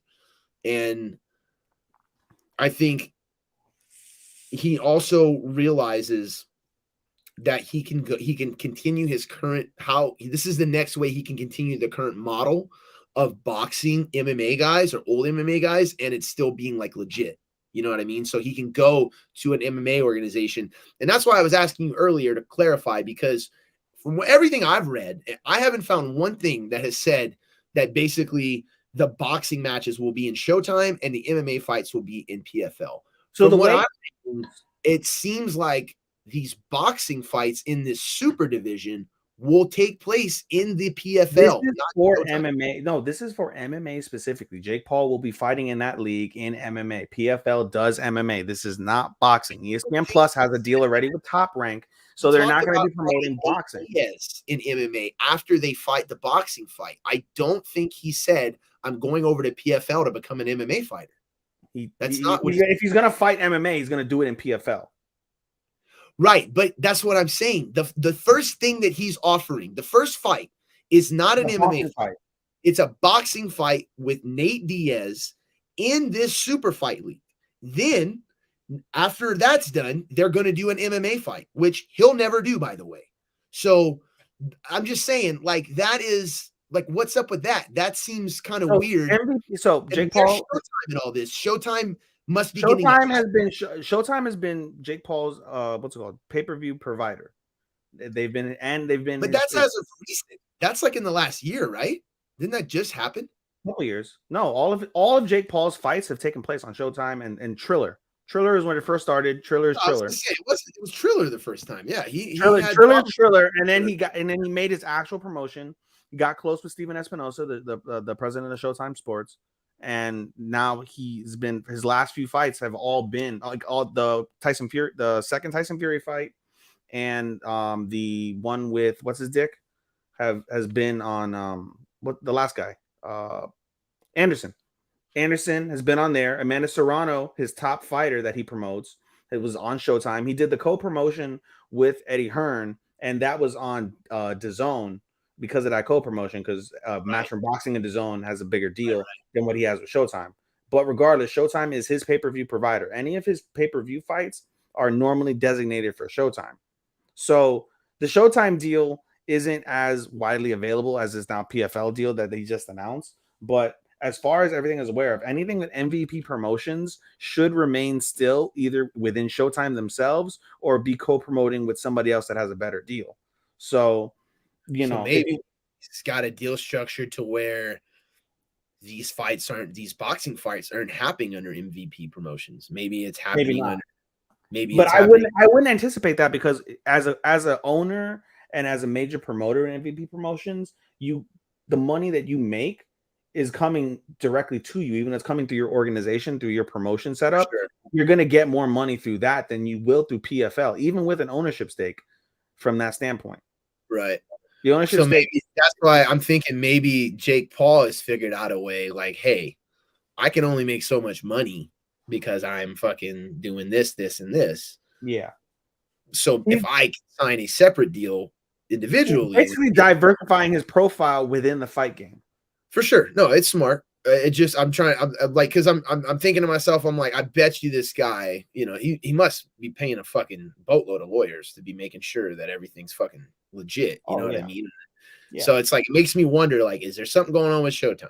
What's up with this? Because I don't see Showtime's name in any of this. And you would think if you're Showtime, if you're Steven Espinosa and you see this news today and you go, okay, you know what I mean? Like I said, I think if you're any fan just reading the news, reading the articles that are coming out about this, it is confusing, and it's not clear what's going on, where the boxing is gonna make haste. To me, this feels more like a Jake Paul paying to play so he can make his own matches in PFL and maybe get around, I don't know, Showtime or MVP or whatever's going on there. That's the other thing. We don't know who completely owns MVP. Might not just be him. So we don't know what's happening with that. That kind of shit happens in fighting all the time, all the fucking time in these diversions, and people going to different places and not agreeing. The manager signed this. I didn't fucking, So who knows? He found it. He owns it. Jake Paul owns it. Jake Paul found it. 100% outright. He founded it. That's different. That's not owning it 100% outright. I'm just saying we don't know who other investors he has too in that whole deal. So maybe he's just figured out a better way to go around, but I have a hard time believing that he's going to do MMA. I really do. And he has signed a deal. So this is a tweet when this thing first started, not now.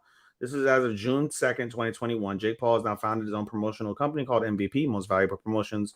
Appears he'll be self-promoting moving forward, which he's been doing, with Showtime as his new broadcaster. Next fight is against Tyson Woodley. So starting, as I mentioned, from Woodley 2 is when he decided to make that promotion. He got away from Triller, dealed up with Showtime, and then MVP and Showtime are basically in bed together. Right. In this instance. So he's still going to keep MVP. He still has MVP. He's still going to be promoting boxers within that platform and still going to be using Showtime as a primary broadcast partner unless he's co-promoting with somebody else that has a better deal. But like as you mentioned, PFL gives him an opportunity to be able to diversify his boxing or sorry, his MMA or his combat sports portfolio, be able to potentially dip his toes into MMA. He will do an MMA fight based off of this deal. He will do an MMA fight. When, where, against who? They're probably going to give him scrubs, just like they've been doing all along with his boxing fights. They're going to give him some scrubs. He'll wax the scrubs so we can build up some anticipation for him versus Nate Diaz. He'll do the boxing fight on Showtime pay-per-view with Nate Diaz. And then... What do you think of him versus Mike Perry? Real quick.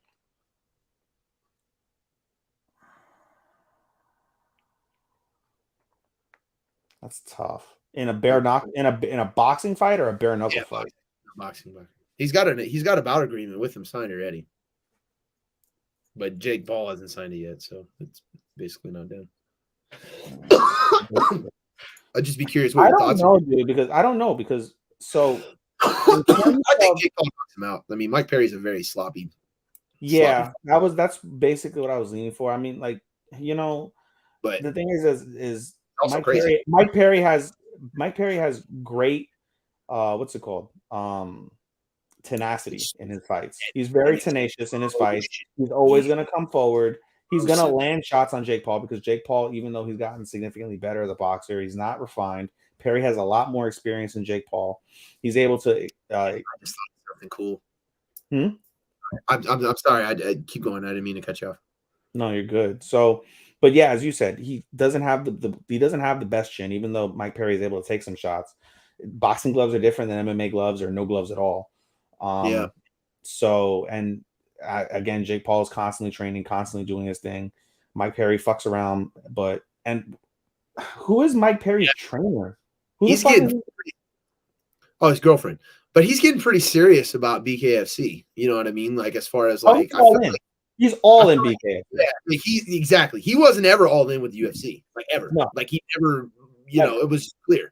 And so, but I think like now, like he's like getting money. He realizes he's like, hold on, maybe I'm the biggest fighter they have. One of them for sure. He's like maybe I didn't pan out. I can't name many others. I really can't name it. Many others. Paige Van Zandt fought there. I know that. Beck Rawlings still fights there. Those are the two women that I know off the top of my head. What's his face? Isn't it Gleison Tebow? Is he there too? Or is he retired already? And Mike Perry. Yeah, so I mean, I can't name too many of those dudes, dude. So I was like, what the fuck is that? Holy shit, that's a big fucking dog. What are you doing, Paul? I've never seen your dog like that before, bro. What are you doing? You have a stinky breath. Here, back up. No, push my chair, bro. Come on, back up. Oh, I was like, is he standing on something? There's no way. No, he's standing on his legs, man. Oh my god! I was like, bro, he's up to your face. Like, what the fuck? Is your shit that low to the ground? No, not at all. I'm like, bro, what? Yeah, my chair is high. If I go low on my chair, yeah, that's the lowest my chair goes. Yeah, I got to raise it back up. I can't adjust this one. The pod chair. This one is just where it's at. Like you have to spin it. It's one of those old ones. Oh, it's an older one then. Yeah, you have to spin it all the way around. Oh but you brought up something. It made me think of something when you were talking about it earlier. Mike Perry reminds me a lot of Chris Lieben. Like from early days. You know what I mean? So just trying to for some reason, but yeah. I don't know about Jake, what he's going to do. It'll be interesting. We'll have to see. I think I don't know why. You know the biggest question? Why does it bother me so much that it's a PFL? Like it really fucking I'm like, God damn it. Like so many fucking people now. Because PFL that didn't know about them yesterday. We're gonna have to start fucking covering them, bro. I really don't want to. They're gonna get big enough to we're gonna have to really start covering their fucking events. And we're gonna have to eat crow because we've been shitting on them for fucking a year and a half.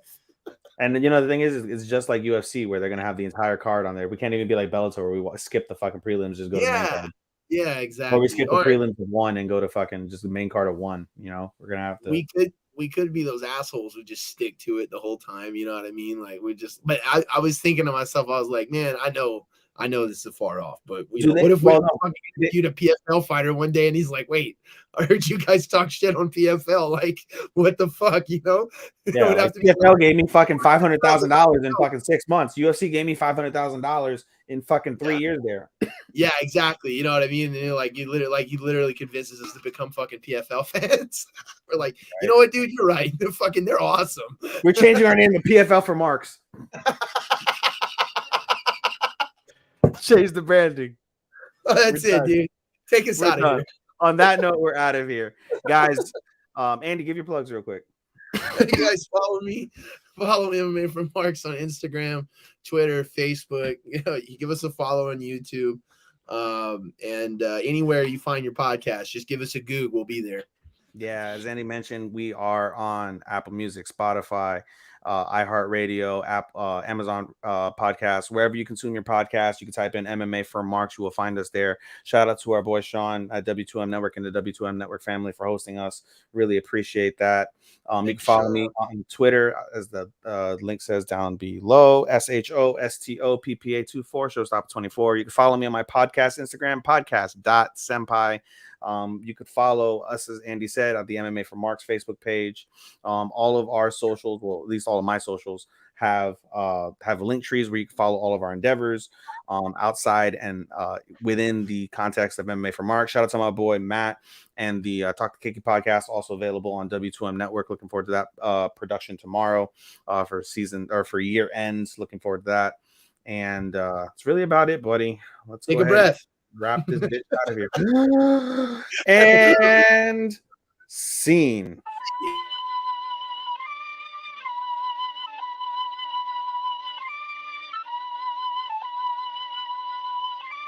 If there's one thing I know for sure, it's that I know nothing.